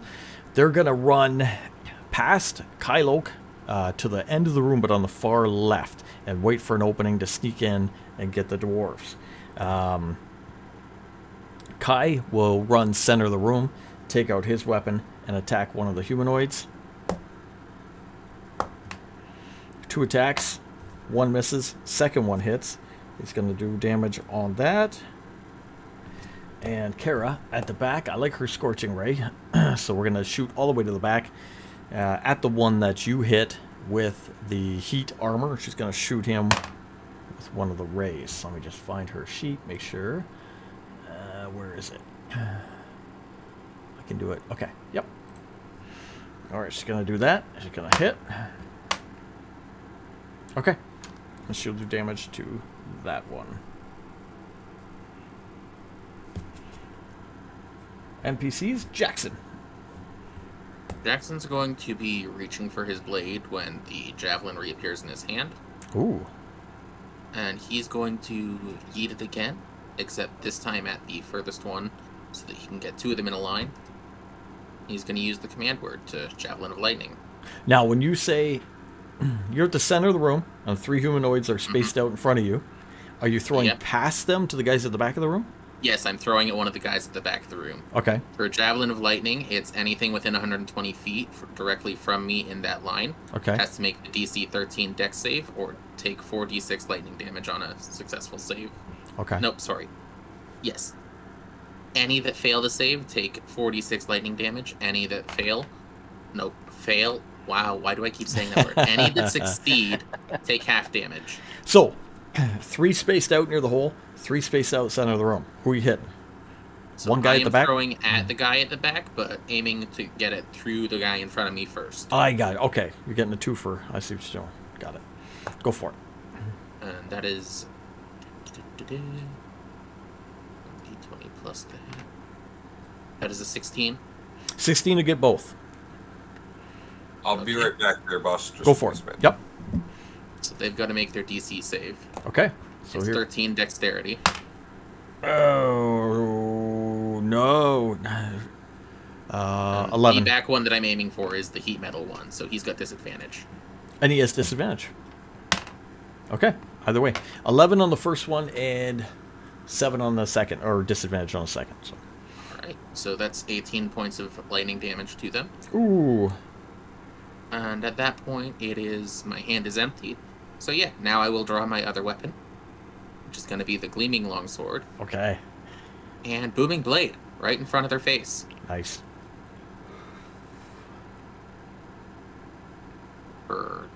Oh, that's not hitting. That's a 6 to hit. Oh, okay. Oh, boom. That is a Doesn't go natural well. 1. So no, that is really bad. That's a natural 1. Oh, all right. You get the Javelin of Lightning, throw it through 2 of them, hitting the guy in front of you, hitting the guy at the back who was burning from the armor. Then you pull out your blade to do your Booming Blade. And what was the full effect of Booming Blade again? So whatever I hit will take 6 slashing damage to begin with, as well as 3 thunder damage. When it moves. And then if they move, they take okay. another 11 thunder damage. Okay. All right, but it has to physically hit. So, and you got a natural 1. Yeah. So what I'm going to do in this case is that you're going to fumble the sword in a way that it goes up in the air, comes down, and nicks you, technically hitting you. So yeah, I will take my own damage on that. You take your own damage, but you're like, oh shit, I actually drew blood, so if I move... Yeah, I'm aware what will happen. Jackson fumbles. No! Top of the round. Creature's turn. Alright, creature's back by the hole. The one guy who has the heated armor and has been beaten on is going to start trying to take the armor off. If he can. Drake will tell us if he can or can't, but he's going to attempt to anyway because it's heated up.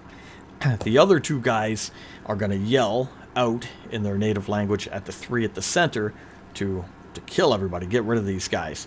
And they're going to be very aware of you 2 coming up on the right and the left, so they're going to be in a defensive position. The guys at the center of the room are going to try to attack. I think it's Jackson and Kai at the center. So only 2 will attack. The other one is very hurt, so one will pull out. So the one taking the armor off has to make a con save in order to try to remove it at all. Let's do it. I got a 13. We'll remember 13. He'll let Reverse us. his save, probably not. He'll let us know. Guy at the center of the room who got hurt is going to try to heal himself with a potion. The other two, one on Jackson, one on Kai. So the one on Jackson is going to get 2 attacks. 9 on the first. That's going to miss. Ooh. 24 to hit. Wow. That will hit. He's going to get you with a scimitar for 3 damage. That's not going to do nothing. Guy on Kai. 16? Ooh. We're gonna look at this guy, and in the broken bits of the language that he's speaking, he's gonna say, "I did more to myself." I did more to myself. He's going to hit Kai. Only once, though. He's going to take points off. Kai. Okay. That's going to be the NPCs. Kailok. You're on the left-hand side. The girls have run past you, Emiko and Shinju. They're going up to the far end of the room to try to get a spot to get the dwarves.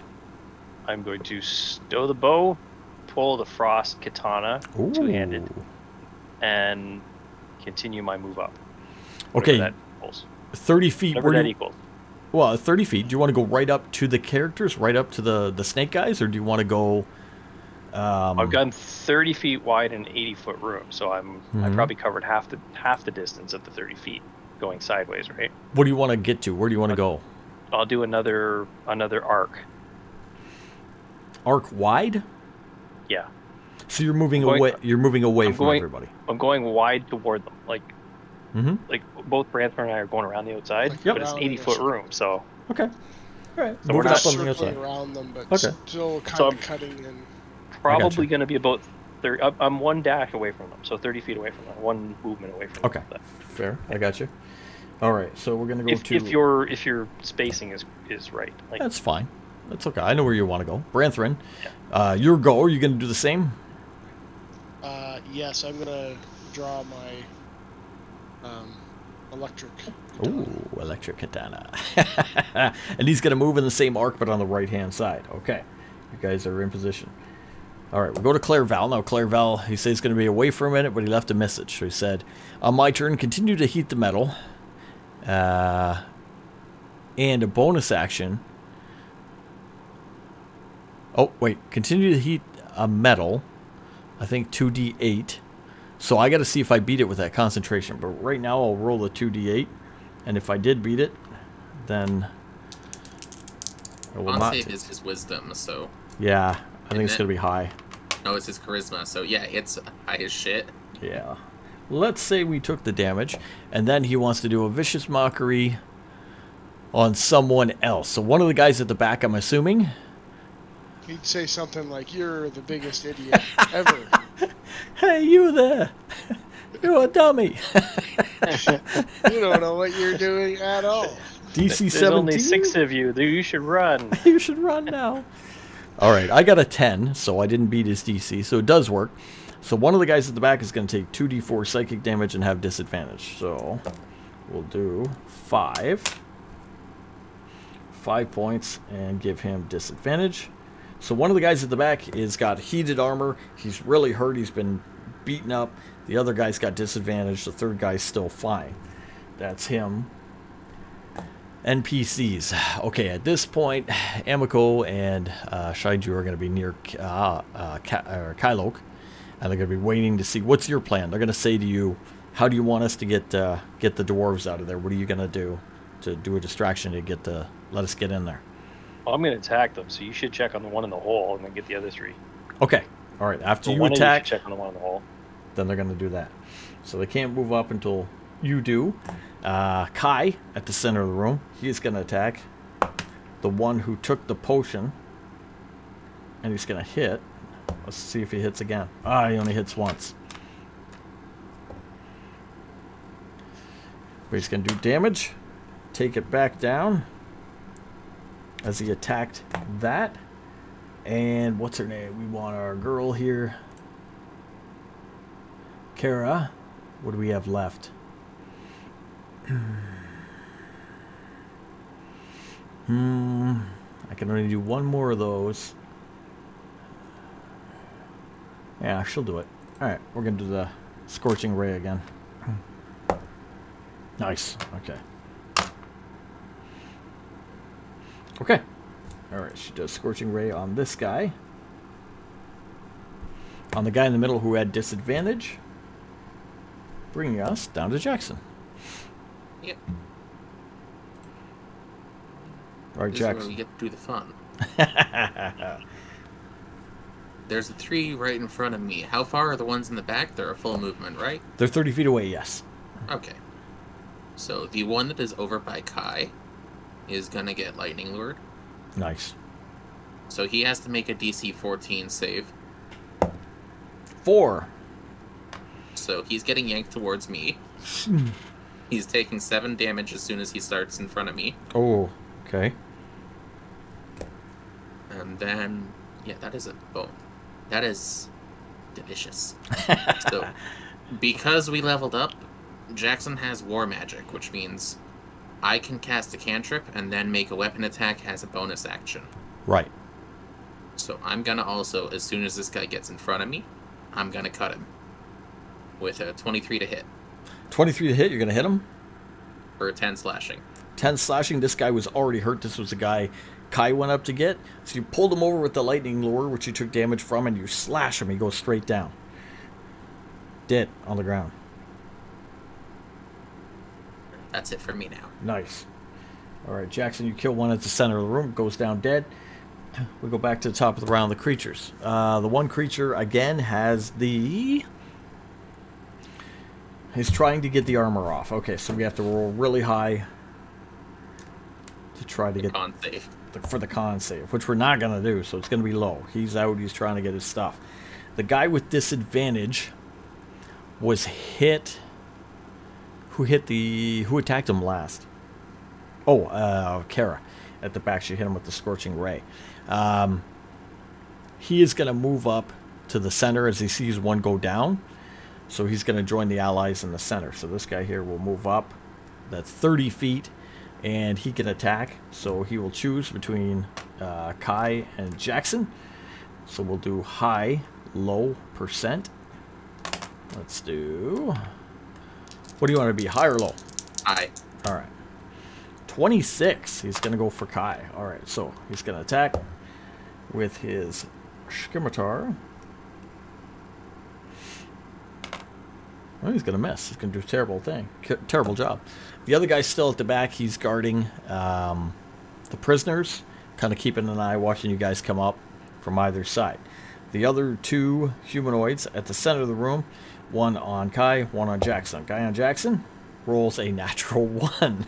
He is going to throw his Scimitar out of the way, knock himself prone right down at Jackson's feet, and take some damage from the actual fall. While the other guy will attack Good job. Kai, and he will miss. Kyloke. Okay, I will cover the distance to the one that's guarding the dwarves. Okay. The other Okay, guy's I will- preoccupied with the heating of his armor. Yep, I will protect the dwarves from that guy and attack him, Okay. the guard, Go for it. with the frost katana. And I rolled a 15 Gonna hit him. on the first attack. Okay. Gonna hit him? Mhm. Okay, first attack. That's a two-handed is 1d10 plus Yep. 4, right? That's right. That's a 10. And 1d6 frost damage, right? Yeah. So 15 points on the Got first 15. Okay. hit. Second attack Go for it. is a 17. Gonna hit. Yep. That one is going to be 7 plus 4, 11, and frost damage is another 4. So another 15 points. Another 15. Nice. Okay. All right, you go up and you just start slashing at the guy with the katana. Branthren. Yep. You see Kyloke attack from the left. The one guy's got the burning armor on him. He's, looking at himself. The other guy, pardon me, is on the left near Kyloke, who's lacing into him with the blade. Dwarves at the feet. Oh, and I say just chill. Just chill.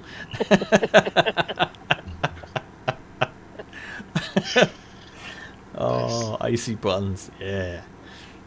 So there's a guy on my side that hasn't been touched yet. No, the guy on your side is the guy who's beat up, and he's got the burning armor. Okay. lightning will go so well with that armor. I'm gonna go in and start hitting him with my electric katana. Nice. All right, move up and do attacks. So, first hit, 14 to hit. Got him. So that'll be a 12 plus 4, 16 damage. Okay. And another hit, a 12 hit. Yes. 7, so it's 11 plus 3. 15. All right. Branthrin You goes up. say. Branthrin goes up to the guy who has the heated metal armor, and he just slashes on him with the electric katana. The electricity goes through him, and he just goes down in a heap. Guy falls to the ground, he shakes for a minute, and then he's dead. He killed him. Branthrin got him. All right, Clairval. No witty pun. No shocking. Shocking. Shocking. Center of the room, we have 2 humanoids, and we have one of the monstrous type creatures at the center of the room. At the back of the room, the guy, you heated up his armor and you were getting him pretty good. He died to Branthrin. The other guy at the back of the room, the guy at the center of the room who moved up was the guy who had disadvantage from your vicious mockery. And the guy at the back of the room, Kylok is fighting with the ice katana. Okay. I have a pun now for that guy. What's up? Oh, so bad.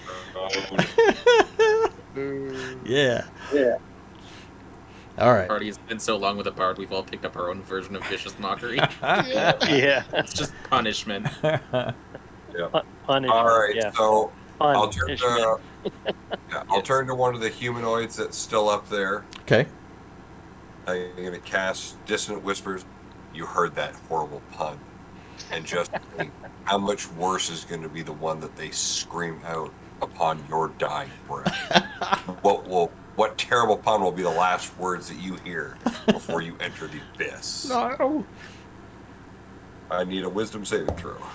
Ooh. 14. No, Hmm. not even close. Damn. So you take 12 points of psychic damage. And you must immediately use your reaction to flee. All right. That one begins to flee. It will flee. What's the safest spot? I guess I will flee towards the wall to the left. Nobody there in the center of the room, so I'll flee over that way. Okay. That was Clairval. NPCs. Emiko and Shaiju will make their way in because there is no one there except the one that Kylok is fighting, and will begin to get the dwarves up to their feet and start to untie the dwarves, trying to get them away from the hole. Emiko will look in the hole as you asked her to and say, that goes far into darkness. You see her take her torch that they were given and throw it down, and it goes beyond her sight. It goes far, far, far, far, far down. She can't even see it hit the bottom in the first round. That's what she will do. Did you get the dwarf? The sword up, protecting.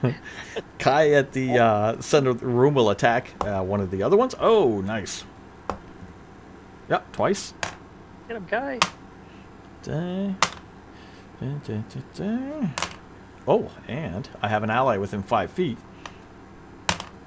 Is he attacking the one that's prone? Yes, he will, actually. And I have advantage. Does he use daggers? Is he using little daggers? Yes, he does.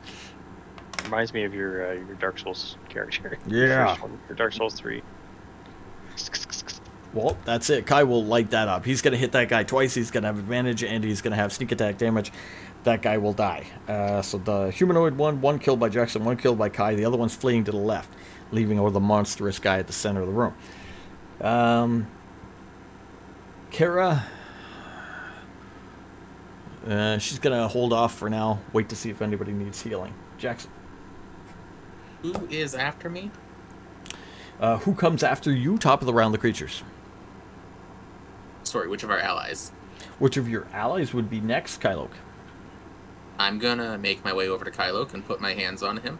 Okay, you run 30 feet up. And I'm... Are you gonna run This is 30 awkward. feet up and put your hands It's straight out? awkward. Yes. Straight out like this and push him into the hole?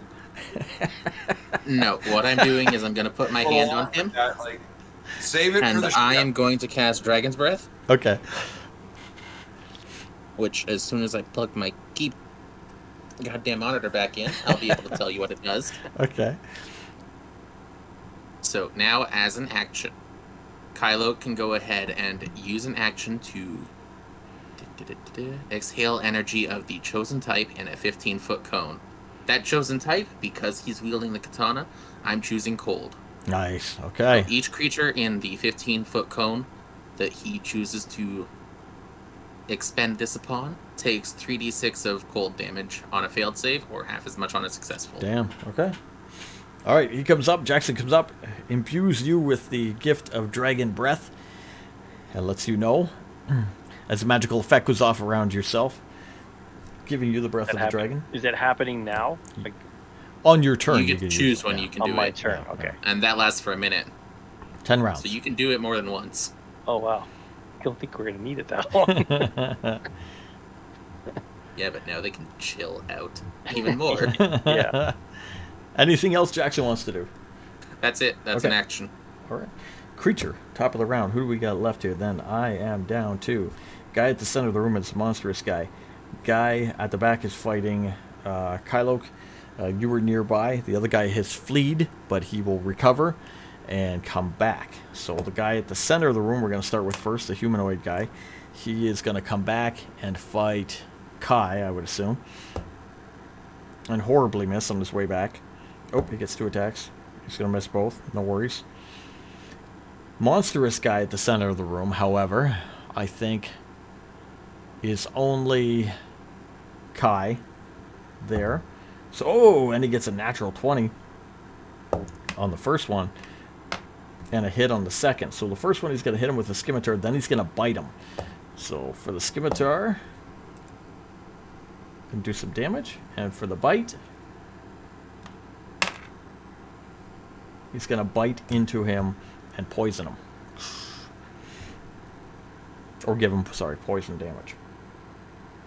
Creature at the back, the one fighting Kylok, you hit him with your... What's that? Who's biting into whom, sorry? The monstrous creature at the center of the room is going to bite into Kai. Okay, I'm going to use silvery barbs. Ooh. So he has to re-roll and take the lower roll. And I will give Kylok advantage on his next roll. Kai, not Kylok. All right. I He's know. attacking Kai. Oh, okay. He's attacking Kai. Yep. So I'm Oh, I forcing see, that I see. Yep, creature yep, to yep. re-roll, Which and I get to misses. choose another creature To give advantage. to give advantage to it. I will Damn. give it to Kylok. Awesome. Okay.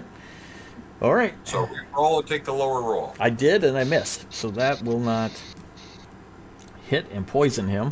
You, over here! And that's enough to Startled. give... Yeah, and that's enough to give you a moment of inspiration. Damn.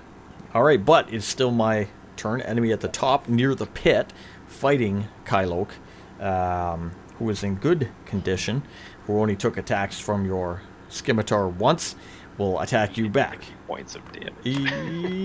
He's hurt. Don't get me wrong, he's hurt. But he's going to attack you, and then he's going to bite you, or attempt to anyway. He's going to miss you with the attack. He's going to miss you with the bite. Never mind, he rolled shit on both. Kylok's turn. You have advantage. You have everything. So, okay, let me get this straight. I have advantage on one of my attack rolls, Yep. right? I have Dragon Breath. Dragon Breath action Mm-hmm. Yep. and 2 attacks. no? I think it would only be So- one. It is an action. It would consume your other attack as well. Okay. Yeah. All right. So I'm going to hit the guy with the sword Okay. for a katana. Okay. That would only let you do another weapon attack. What? It would only let you do another weapon attack. You could do 2 weapon attacks or 1 spell attack. But it's not a spell. It's an action. You're casting the spell Dragon's Breath as an action. I'm not. He already cast it though. So I know. I'm not physically casting It is though. the full action of the action. It is Yeah. not an attack action. Okay, do one or the other. Either breath them or slash them twice. How much does the breath do? 3d8. No, 3d6, I believe. 3d6. So that's 18.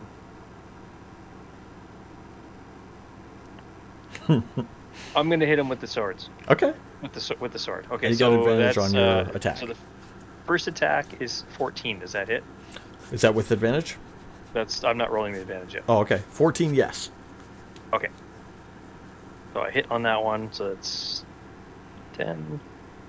That's 8 points of damage from that, plus the frost damage of a full 6. So that's 12. 12? No, that's 14. 14. Okay, got it. 8 and 6. Got 14. Okay. Second one. Does 13 hit? Yes. Okay, then I don't need to use the advantage. These guys are armored, but it's like they have like gauntlets and belts, you know? Again, that's 8 plus. Okay, so 9 points of damage. That's it. Okay. All right, so you're hitting him with the katana. Boom, boom, twice with the frost katana. Nice. Yep. Do you want to do anything else? Any bonus actions, move, anything? No, I'll just continue to Okay. guard him so that the girls can get the dwarves away. Okay. Brenthrin, you take the guy out. Boom, take him down. He's dead with your electric katana. Looking straight ahead, you see Kyloke and the other guy fighting as the girls are trying to get the dwarves out of there. Okay, I'm gonna run up behind him and swipe at him with my electric katana. Nice.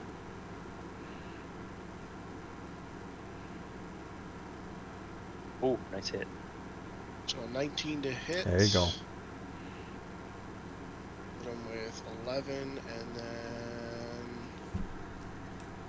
so 4. So that'd be 15. 15? damage. Okay. One more. Another 19. Oh, that's 19. Nice. Woo. Going crazy here. Yeah. It's a good weapon. 10 plus Ooh, nice. 12, and as I hit him, I will say, "You're sparking up the wrong tree." Yeah, I didn't use a pun then. Come up behind him and just start carving him apart with the other katana. We got 2 katanas knocking this guy around. Electrical. You hurt him pretty severely. Clairval. I'm starting to want to die as well listening to these.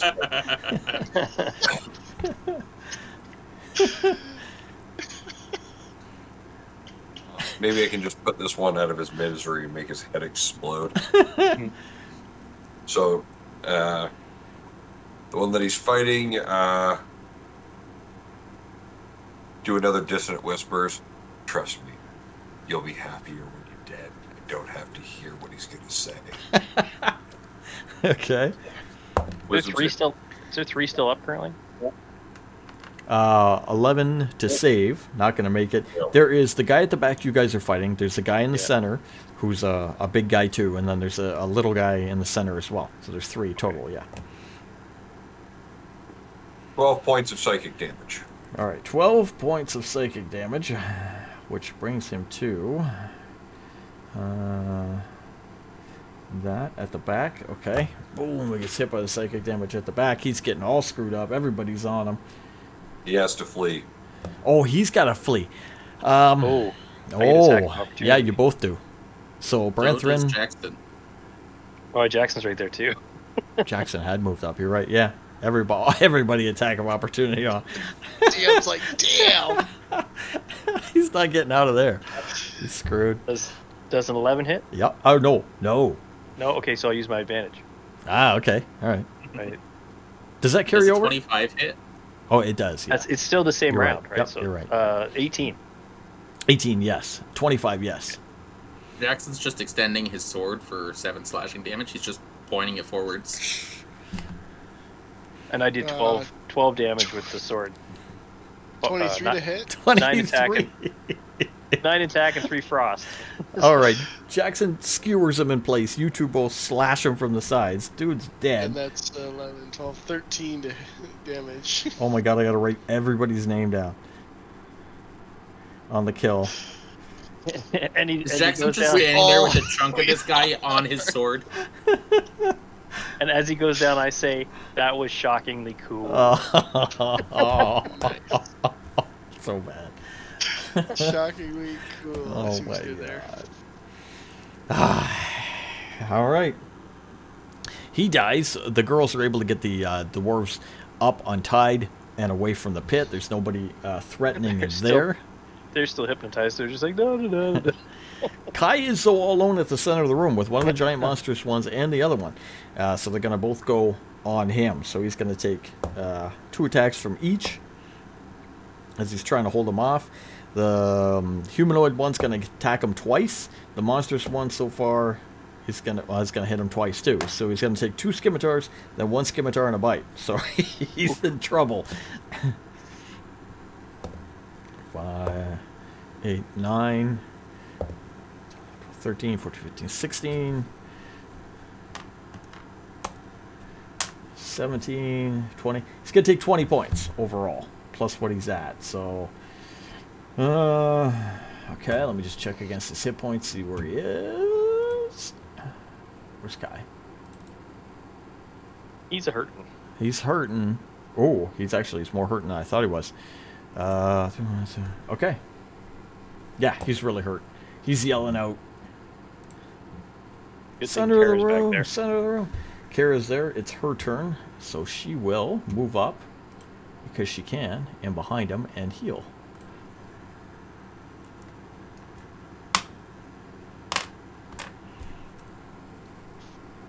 There we go. All right, she's gonna heal him up and tell him to keep fighting. Jackson. Jackson is gonna run towards the last one that hit Kai, Okay. and he's gonna go for a grapple. Oh, okay, with the big guy. Okay. Yep. So that is Strength versus strength. Yep. He has to beat a 22. And I will not do it with a 1. And using that, my other action is going to be a shove. Oh, okay. And Jackson's going to bring himself onto his back to knock this guy prone with him. Okay. It's like a flying drop kick. More like a tackle. Tackle. Raw. He did not bring his sword with him. He dropped the sword, which is still holding a piece of the enemy, and just tackled this guy to the fucking ground. All right. Knock the guy down. You both go down prone. Anything else you want to do? As I tackle that guy, I'm going to bonus action shield bash the one behind to knock him back 5 feet. Oh. Okay. Which is also strength versus strength. So that's an 18 to beat. 12. He's shoved back 5 feet. Nice. Knock him back from Kai 5 feet. Awesome move. That's fantastic. Love that. All right, creature. The only thing left is the 2 guys. So the one got knocked back 5 feet. The other guy He's grappled and prone. is grappled and prone. So he's going to try to get out of that. He's going to go strength versus strength to get out of it. He's going to roll a 11. Crappy. How did they Another get 22. You How got did him. they get an attack on Kai? Because the one guy was There was just 2 in the center of the room. Yeah, 2 in the Yeah, center of but- the room. They're attacking again already? Jackson was the end of the order, right? They attacked just Yeah, before they're- Jackson we're at- attacked. We're at the top. Did I skip? Okay, I skipped Jackson. I must have. All right, so No, that was Jackson's turn just now. yeah, it was Jackson's Right, but, turn just but now. they attack after Jackson. And I they must attack have. I Kai. must have attacked before. Oh well. Yeah. Okay. All right. Well, we skipped them. We know what they did. Okay. So that's my attack now? Your attack, Kylo. Okay, so the guy that got pushed back 5 feet, he's clear Yes. of the rest of them, right? Yeah. I'm going to use the Dragon's Breath. There you go. Hey, All right. Frosty. So you got to roll to hit. Stay frost. Is it roll to hit or is it save? It is a save. Okay, They have it's a to make a save. Claire Val's over in the corner throwing Don't even up tell me what the type of terrible save because I rolled a 5. It's a dex save. All right. It ain't gonna matter. All Okay, right. so it's 3d6. 3d6 cold damage. Yep. Nice. So first one's 5, Okay. 3, 4. So that's 12. 12 damage total?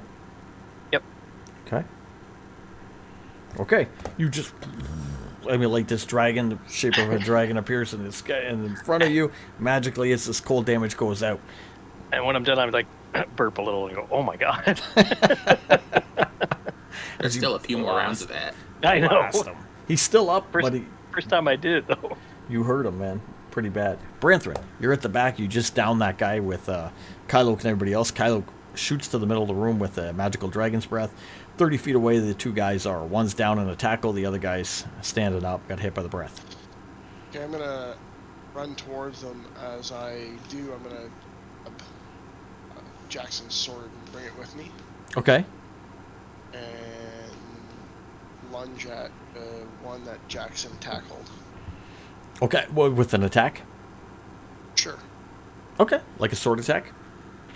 Yep, like a two-handed. Nice. You use an interaction to pick stab. up Jackson's sword, bring it to the center of the room, drop it on the ground, flip your sword up and over, lunge in the air, and come down on that guy. Beautiful. Yeah. All right, doing attack. Be a shame if you missed. Or got a 1. So an 11. Oh, 11? But you're hitting... He's no. prone, so he's got Oh, advantage. got advantage. So do I? Reroll. Roll again. Take the higher Take of the better two. number. So 11. 11. All right, you come down to the sand next to him. You're close, but your jump was off. Close, but Okay. no cigar. So then, since I'm there, Mm-hmm. I will punch him in the face. Oh, is your second attack? Okay, yeah, That's my for sure. second. Okay. Elliot! Thrones. Do I get a second chance with that too? You He missed is with the still katana. prone. Katana's in the ground, but you do get the punch, yes. Elliot, welcome. Oh Thank you my for the God. raid. What were you playing? Tell us. I keep missing. Did you miss with the punch? Oh, I got 11. I punched him right next to the face. He can't do it. Guys are rolling around on the ground. He can't hit them. That's awesome. All right. Okay, NPCs, we don't have to care about the girls. We know they're tending to the dwarves. Kai is at the center of the room. He got lit up, but Kara's taking care of him. He's going to hold back while Kara heals him again because he is really, really badly hurt. So now he's going to go back up to better. That's them, leaving Jackson. Jackson's on the ground. Overwatch 2, of course. Nice. What about Clairval? Did I skip Clairval somewhere in the whole thing? Yeah. Yeah, he's after me. Oh, sorry. All right, Clairval, then NPCs. Little hurt. Oh,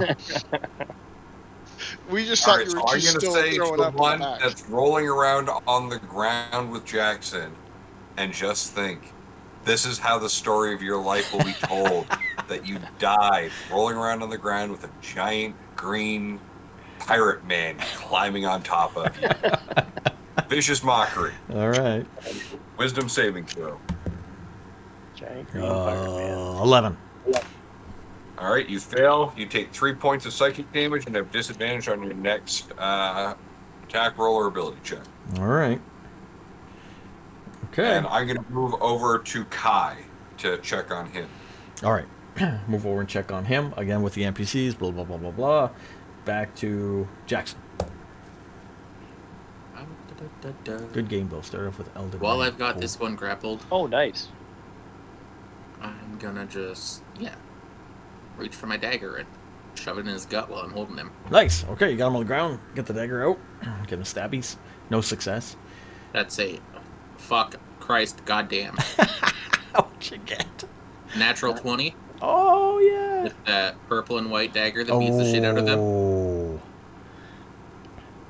All right, do the dagger damage first. Yep, that is 6 for the damage. Okay. And then it was what, 3d6 for the bludgeoning? Yep. Is 11. You hit him with the dagger and hit him critically so that a hole tears in the fabric of reality, and these nasty, evil tentacles that bring back nightmares of where you've been before pierce into your plane of existence and begin to beat down with bludgeoning damage upon your enemy. Again, he looks at this eldritch horror from beyond and is beyond fearful of what was just unleashed. Yeah. He is under the effects of being frightened, but he's grappled and can't get away. He can't get away. That's awesome. I'm under the effects of being frightened seeing that. Oh man, Elliot going far in the Elden Ring. Is he on New Game Plus 6 or is his buddy on New Game Plus 6? That's crazy. All right, top of the round, the creatures. So at the center of the room, who got knocked back to 5 feet, was the humanoid one. It's got Kai, Kara, and Clairval there to fight with him, as well as blasted by frost. And he got, oh yeah, sorry, he got blasted by frost as well. And then the other guy's on the ground in sheer panic. So the guy on New Game Plus 1. Oh, he's on New Game Plus 1? Nice. Yep. So the guy there will look between the three of you. Where am I going to go? He's going to be outnumbered. He's not going to like those. Jump down the hole. I'm thinking he's got to get out of the room. You know what he's going to try to do? He's going to try to run past. He's going to go 30 feet from the center of the room to the far corridor where you guys came in. But he's going to pass Clairval, Kai. I think that's it for weapons drawn. So Kai's going to get an attack of opportunity. Clairval, if you have a melee weapon. I do. I have my magical mage tool, so smash him in the head with. Go for it. That would be a 26 to hit. Yeah.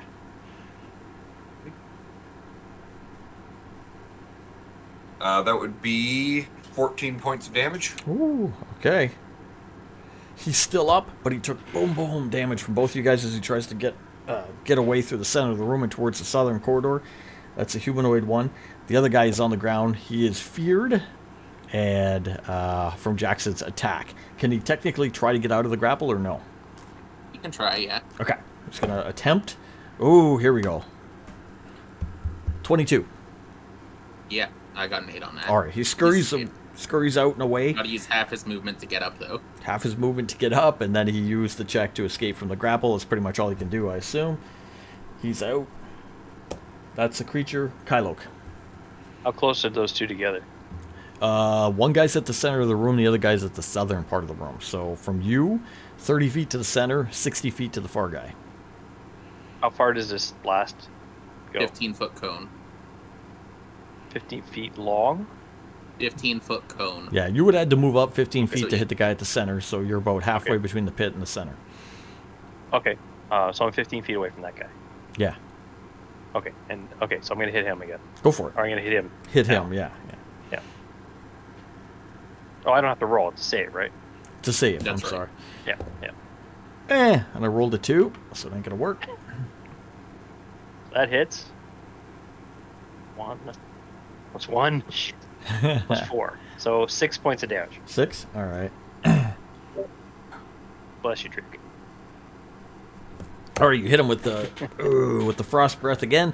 Doesn't do as much as you hope, but you got him. Brantharin. A slight cold front came through. Slight cold front. There's a guy in the middle of the room. He's up. He has escaped the grapple of Jackson. He got hit with... thank you for the lurk, Elliot. He got hit with the frost breath, but he's still on his own feet. Distance is futile. And swipe at him and hit him with the 23. Okay. And that'll be 5, 6, so 11 damage. Ooh. Okay. Your first attack. Swipe. One more. It's 10 plus 11. Another 11? Yep. Wow, nice. Okay. You just come up, boom, boom, down that guy twice with the electric katana. Kind of stumbles back. He's bleeding from all over. He's severely hurt. Rocked back from that. Clairval.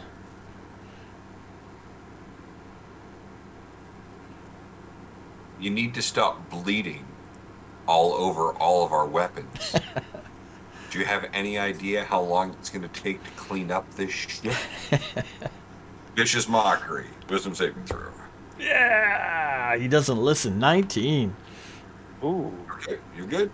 He's like, la la la la la la. I don't care. I don't care if your weapons are dirty. Holes and NPCs at the top are tending to the dwarves. Kai and Kara are going to tend in the middle of the room. They're fine. And we'll go down to Jackson. Jackson is going to make... How far away is the furthest one? 60 feet, you said? The guy who ran for the southern room? Yeah. He's only 30 from you. Okay.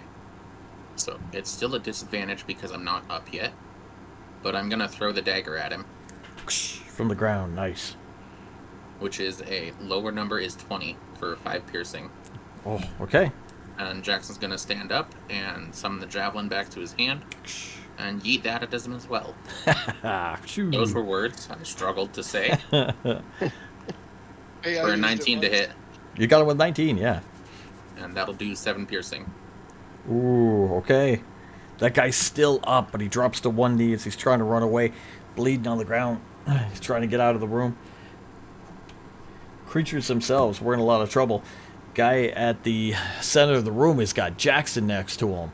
He's got Branthrin on him. He's 15 feet away from Kyloke. He's got Clairval, Kai, and Kara near him. But he's no runner, so Going down with the ship. he's going to go for Branthrin or hit him last. And he's going to attempt a hit and a bite. Man has a will of steel. Ooh. 24 with the Scimitar hit. Wow. He lashes back out for 9 points of damage. And then he's going to attempt to bite you. 18, 19, 20, 21, 22. 22. Rolling good. For 7 points of damage.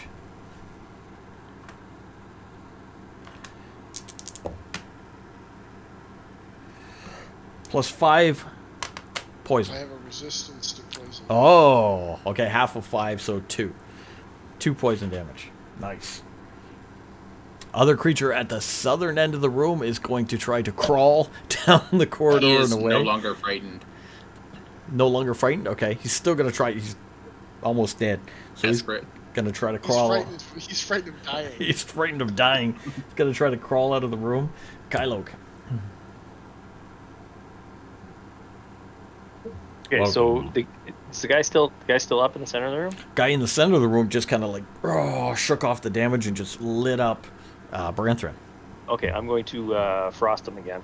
Okay, you're going to shoot Dragon Breath that's going to go around Branthrin and hit the guy because you can shape it. Oh, cool. Yeah.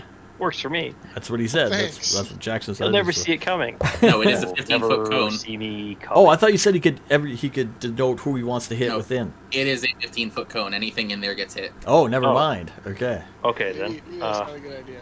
I'm 15 feet away from him. Yep. I'll just run up to him and hit him with the katana. Okay. I thought he could shape it. No. That would take another thing that I'm going to get eventually. So the first attack is a 24. Got him. So 10 points. Oh, I hit a 9. Plus 4 is 13. Plus the D6 is 2. So 16 points of damage. Okay. Okay. And second attack is a 17. Yeah.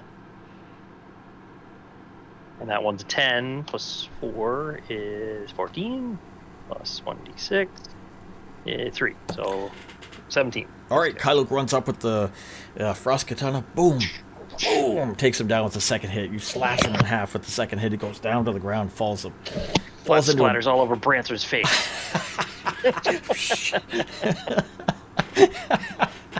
blood to the face. Take him down. He goes down in a heap at the center back there. All right, we go to Branthrin. Branthrin, you have the blood of the enemy smashed all over you from Kyloke. Yes, he got a blood chill. The only one up is the crippled one who is severely hurt at the southern entrance. He's 30 feet away. I will chase after him. All right. Dwarf Wipe the stuff off your destroyer. face. Just start running. That's awesome. And he misses. First one. And he misses again.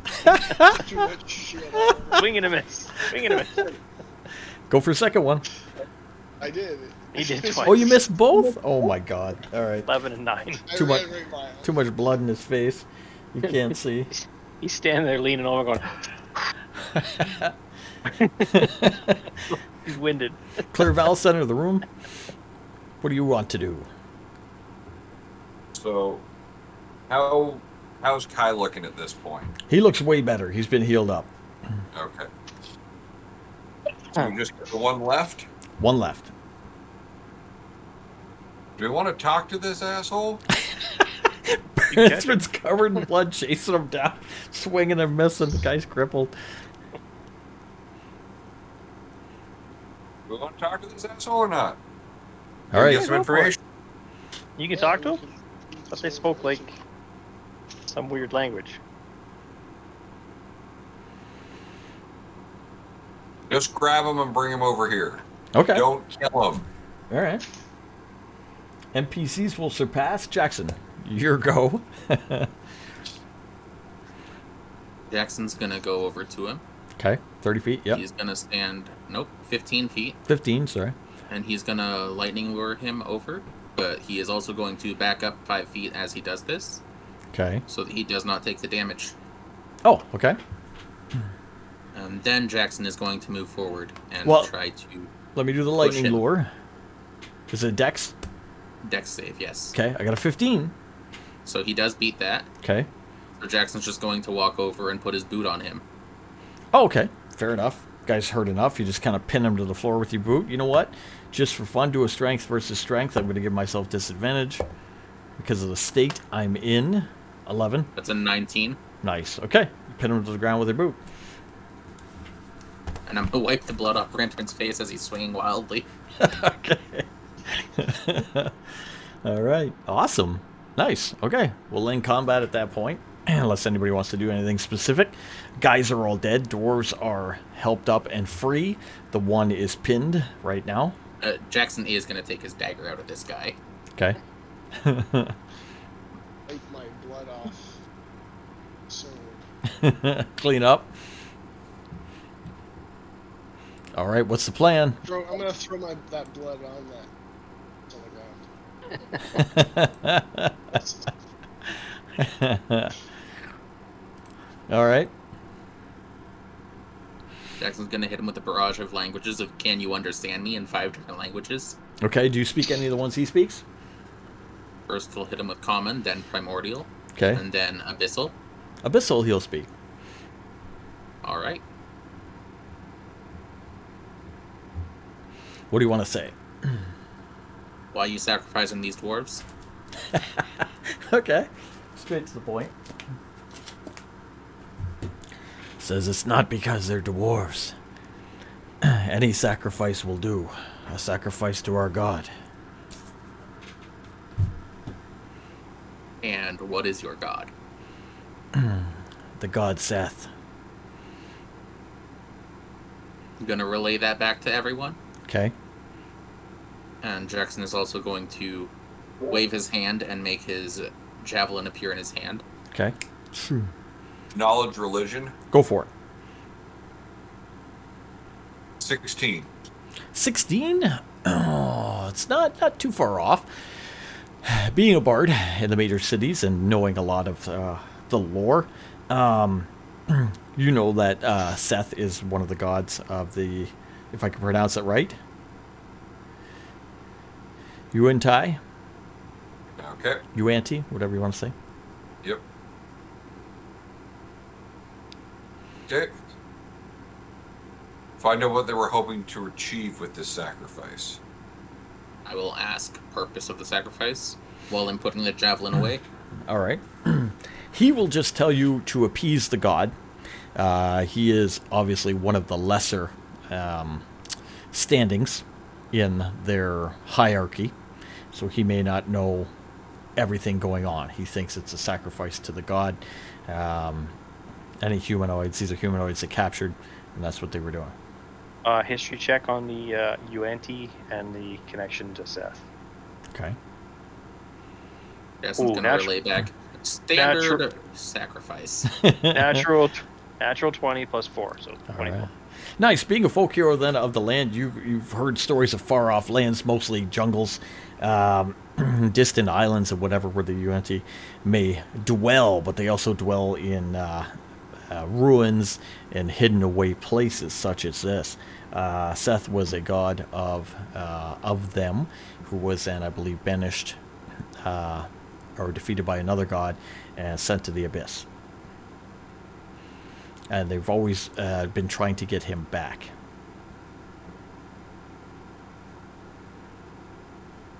Okay, so he's not active on this plane. He's stuck in the abyss. Yeah.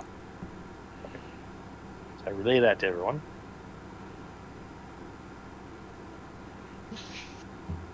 Jackson's going to turn to the party. Any other questions?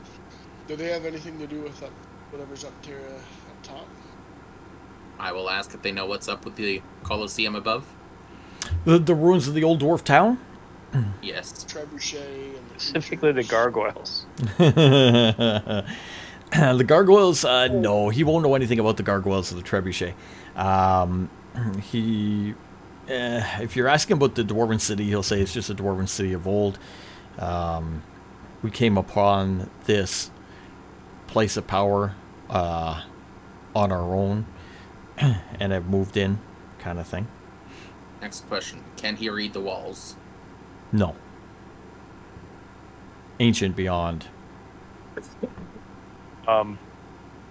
What's the significance of the hole? Is it a gateway to the abyss or something? Jackson will ask. He's just going to say it was a sacrificial pit. He doesn't know anything beyond that. Oh, okay. So it's just a deep pit with like bodies at the bottom. Just convenient spot to sacrifice. It's deep. We throw stuff in. We say words. Yeah. Are the 6 of you the only ones here? He will say we were the only ones here now. There are others, but they are not back yet. Jackson will relay this Okay. and ask if any of those involved salamanders. No.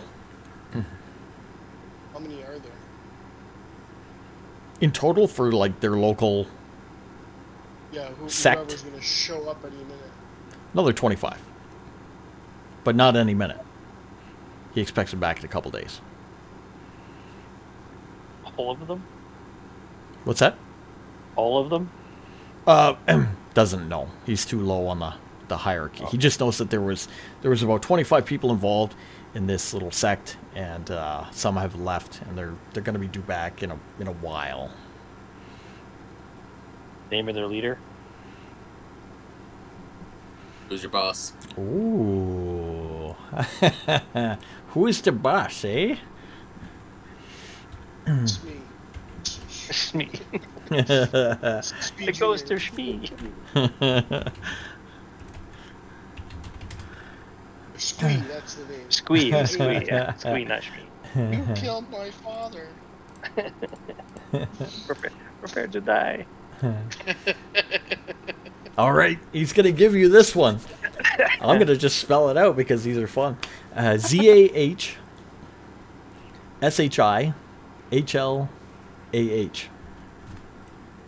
One more time, please. ZAHSHIHLAH.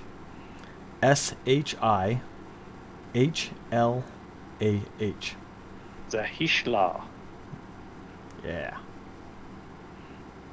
Or Zashila. Zashila. Shila. Godzilla. Snake base. Zilla. Godzilla. That's who crushed the city up there. Next question Jackson's going to ask. Does he treat you all well? He will explain that he is treated as well as his station permits. Just to be sure we didn't just kill his leader, did we? No. Wasn't one of those 6, right? Okay. More powerful, he'll explain.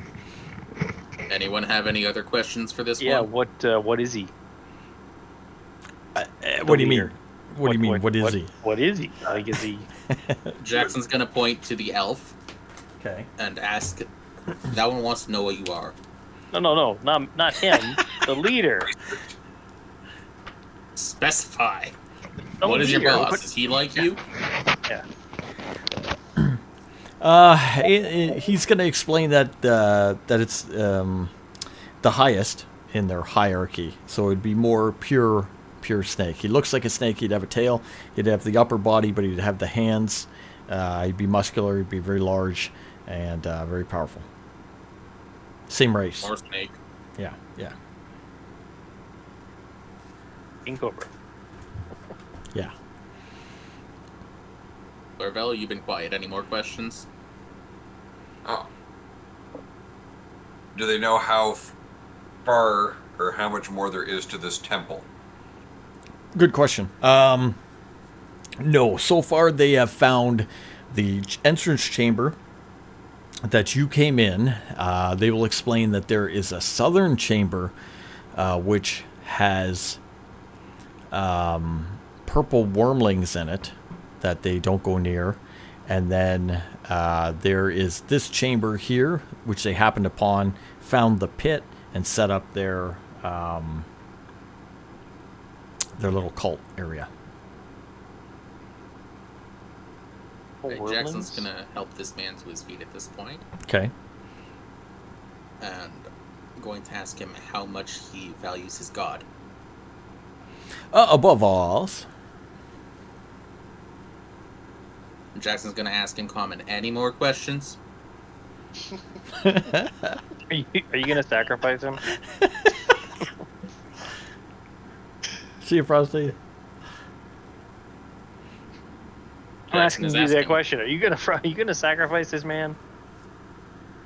what better way could he serve his god? Oh. Do they know anything about the dragon lair? Jackson will ask, do you know anything about a dragon in the surrounding area? He will say the same thing, the history of the land. Dragons are not here. Dragons have been banished from the land for a long time. He will admit that someone has mentioned this was the site of a dragon's lair. But they have not uncovered that or come across that. When was that? When was... Jackson is asking him when that was mentioned. Oh, let's say when they first arrived. So when they first arrived, we'll say about 6 months ago, it was mentioned that the unnatural weather and everything outside, this was the site of a dragon's lair. Having the idea that there are no more dragons, they entered the lair in search of a hidden, faraway, safe place where they could set up, essentially shop. If they found the dragon's treasure, all the better. But they did not. So they set up here because they figured the dragon is dead. Yes. Jackson is relaying to the party. Oh, Okay. sorry. Yeah. The last question before you sacrifice this man. You know, Is it making a sacrifice to a god that isn't your own can get you in trouble with both gods, right? He said purple wormlings. Is there any other creatures we should be aware of down here? Jackson will ask that. None that he knows, no. And what exactly are these purple wormlings? He'll say, actually, he'll say two things. There is no creatures. No, all you asked is creatures, I'm sorry. There is no creatures, purple wormlings, what are they? He says there must have been someone or something trying to raise purple wormlings at some times. Purple worms are massive, big, nasty creatures. You may know, being a ranger. These are just wormlings. They were in the cave. They were dormant, but after a time, somebody did something, and they kind of broke out of eggs, and they took over the southern chamber. So the guys kind of sealed it off. Okay. Jackson is going to ask Amiko and Shinju at this point, what do you want to do with the dwarves? Take them with us. I'm gonna Yeah, I search gathered the- that. We're going deeper in. What do you want to do with the dwarves? Return them What home. kind of shape are the dwarves in? They look beat up. They look dehydrated, but they'll live. Do they need healing? They do. We should probably talk to them. Know why they were here. Jackson's gonna look at this snake man one more time. You got two options here. You can jump down the hole, or you can swear on your life that you're not gonna cause us any more trouble. He says, I fear not death. I will serve He's my gonna God. tell his buddies where we are. I'm going to search this man that we're talking to. Okay, all you're going to come away with is the ceremonial dagger. And some golden jewelry if you wish it. Symbol of the god. I'll just, I'll kind of hold it up to the group to see what they want to do with it. Okay. Jackson shrugs. He's given this man the option to either jump or promise to fuck off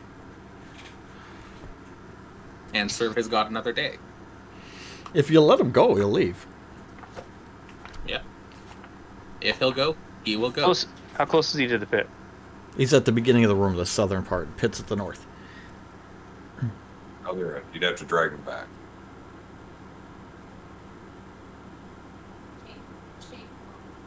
How injured is he? Very. He's bleeding out as you're talking to him. Okay, He's probably not going to make it anyways. I'm gonna run him through with the katana. For... No, I'm gonna kill him with the katana. Like cold-blooded kill him? Like evil alignment? Nope. I'm gonna kill him because he's oppressing the dwarves as a folk hero. As a I guess I'll take the dagger and put it in the bag. If you take the dagger, also you have a symbol. It's a symbol of Seth. It's going to be a snake with obsidian eyes. Okay, so golden open-fanged mouse snake with obsidian eyes. Write that down. You're going to run them through in the name of what? Of oppression? Yeah, well, let me just hold on. Let me just check my notes. Let me before. All right, all right.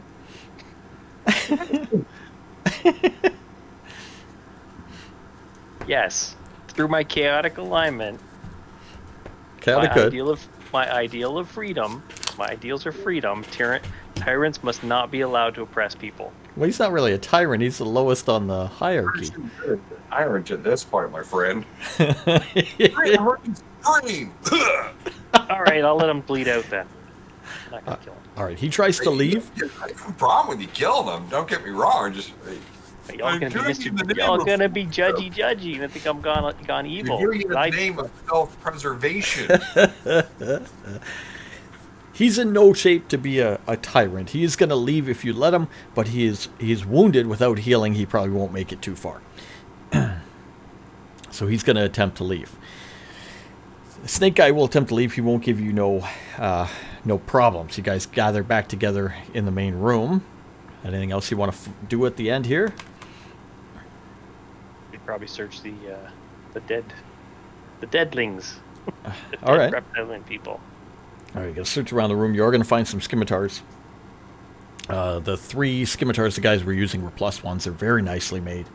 Intricate scroll work upon them.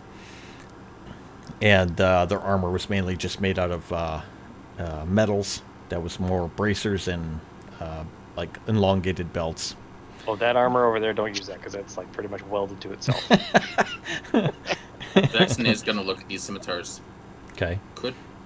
Could we give these to the crew Oh, if there yeah. are no objections? Sure, yeah. As part of their pay. If that's how you want to pay, I'm sure. Well, that's worth a lot of money, a +1 weapon. The armor, is there anything there that's useful by either Amco or No. Shinzu? No. These are more just... Jackson's also gonna retrieve his weapon. Nice. The Good. one that I'm going to retrieve Brent both my nearly javelins. returned. There you go. All right, make a note.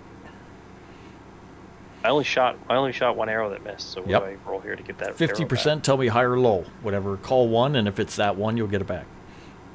High. Okay.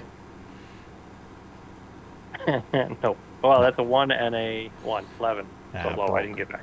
Broke upon firing. All right, at this point, you have the dwarves newly freed at the top of the room. The 2 girls are attending to. You guys are at the southern room. The guy just left. You may explore, do whatever you want to do, but it's 12 o'clock, so we're going to end it out. Awesome. All right, guys. Of Cool. course, next week. Yeah. Sweet. But just the only other way out of this room was through the pit, right? Or the door we came in. Maybe. Never looked. All right, let's check the room before we quit. Let's do it next week. It's gonna take some time. Let's go for All that. right. We got to call it early today. Well, it's not early. It is ending time. So we go from vaguely 9:30 to Making a 12 note. Eastern Standard Time on Sundays. For anybody who is here, UPM Gaming is a homebrew game. You can watch the VODs here on Twitch and the stream here on Twitch as well. You can check it out on YouTube, all our past episodes. We do stream during the week, Thursday, Friday, Saturday, and then this show Sunday. Most of that I'll be on YouTube and or Twitch. I'll be back and forth, and Cal will link him up here in the chat. Link yourself up there. We'll be here throughout the week as well for streams. Gonna say, And on YouTube. yeah. No streams on YouTube, though. No just videos. streams. Thank you, though. We had a guy come by and follow. And that's it. Thank you for the raid earlier. Yeah, thank you for the raid, Elliot. And the That one Witch. too. Yeah, the raid, yeah. Yeah, that was nice. Overwatch raid. Overwatch raid, yeah. Hopefully we have May back next week, and we'll continue on. All right, we'll play with the movie, and I'll be in Discord for a second or two, and then we'll call it on it. Have a good night, everybody. No- See you guys. I'm Bye.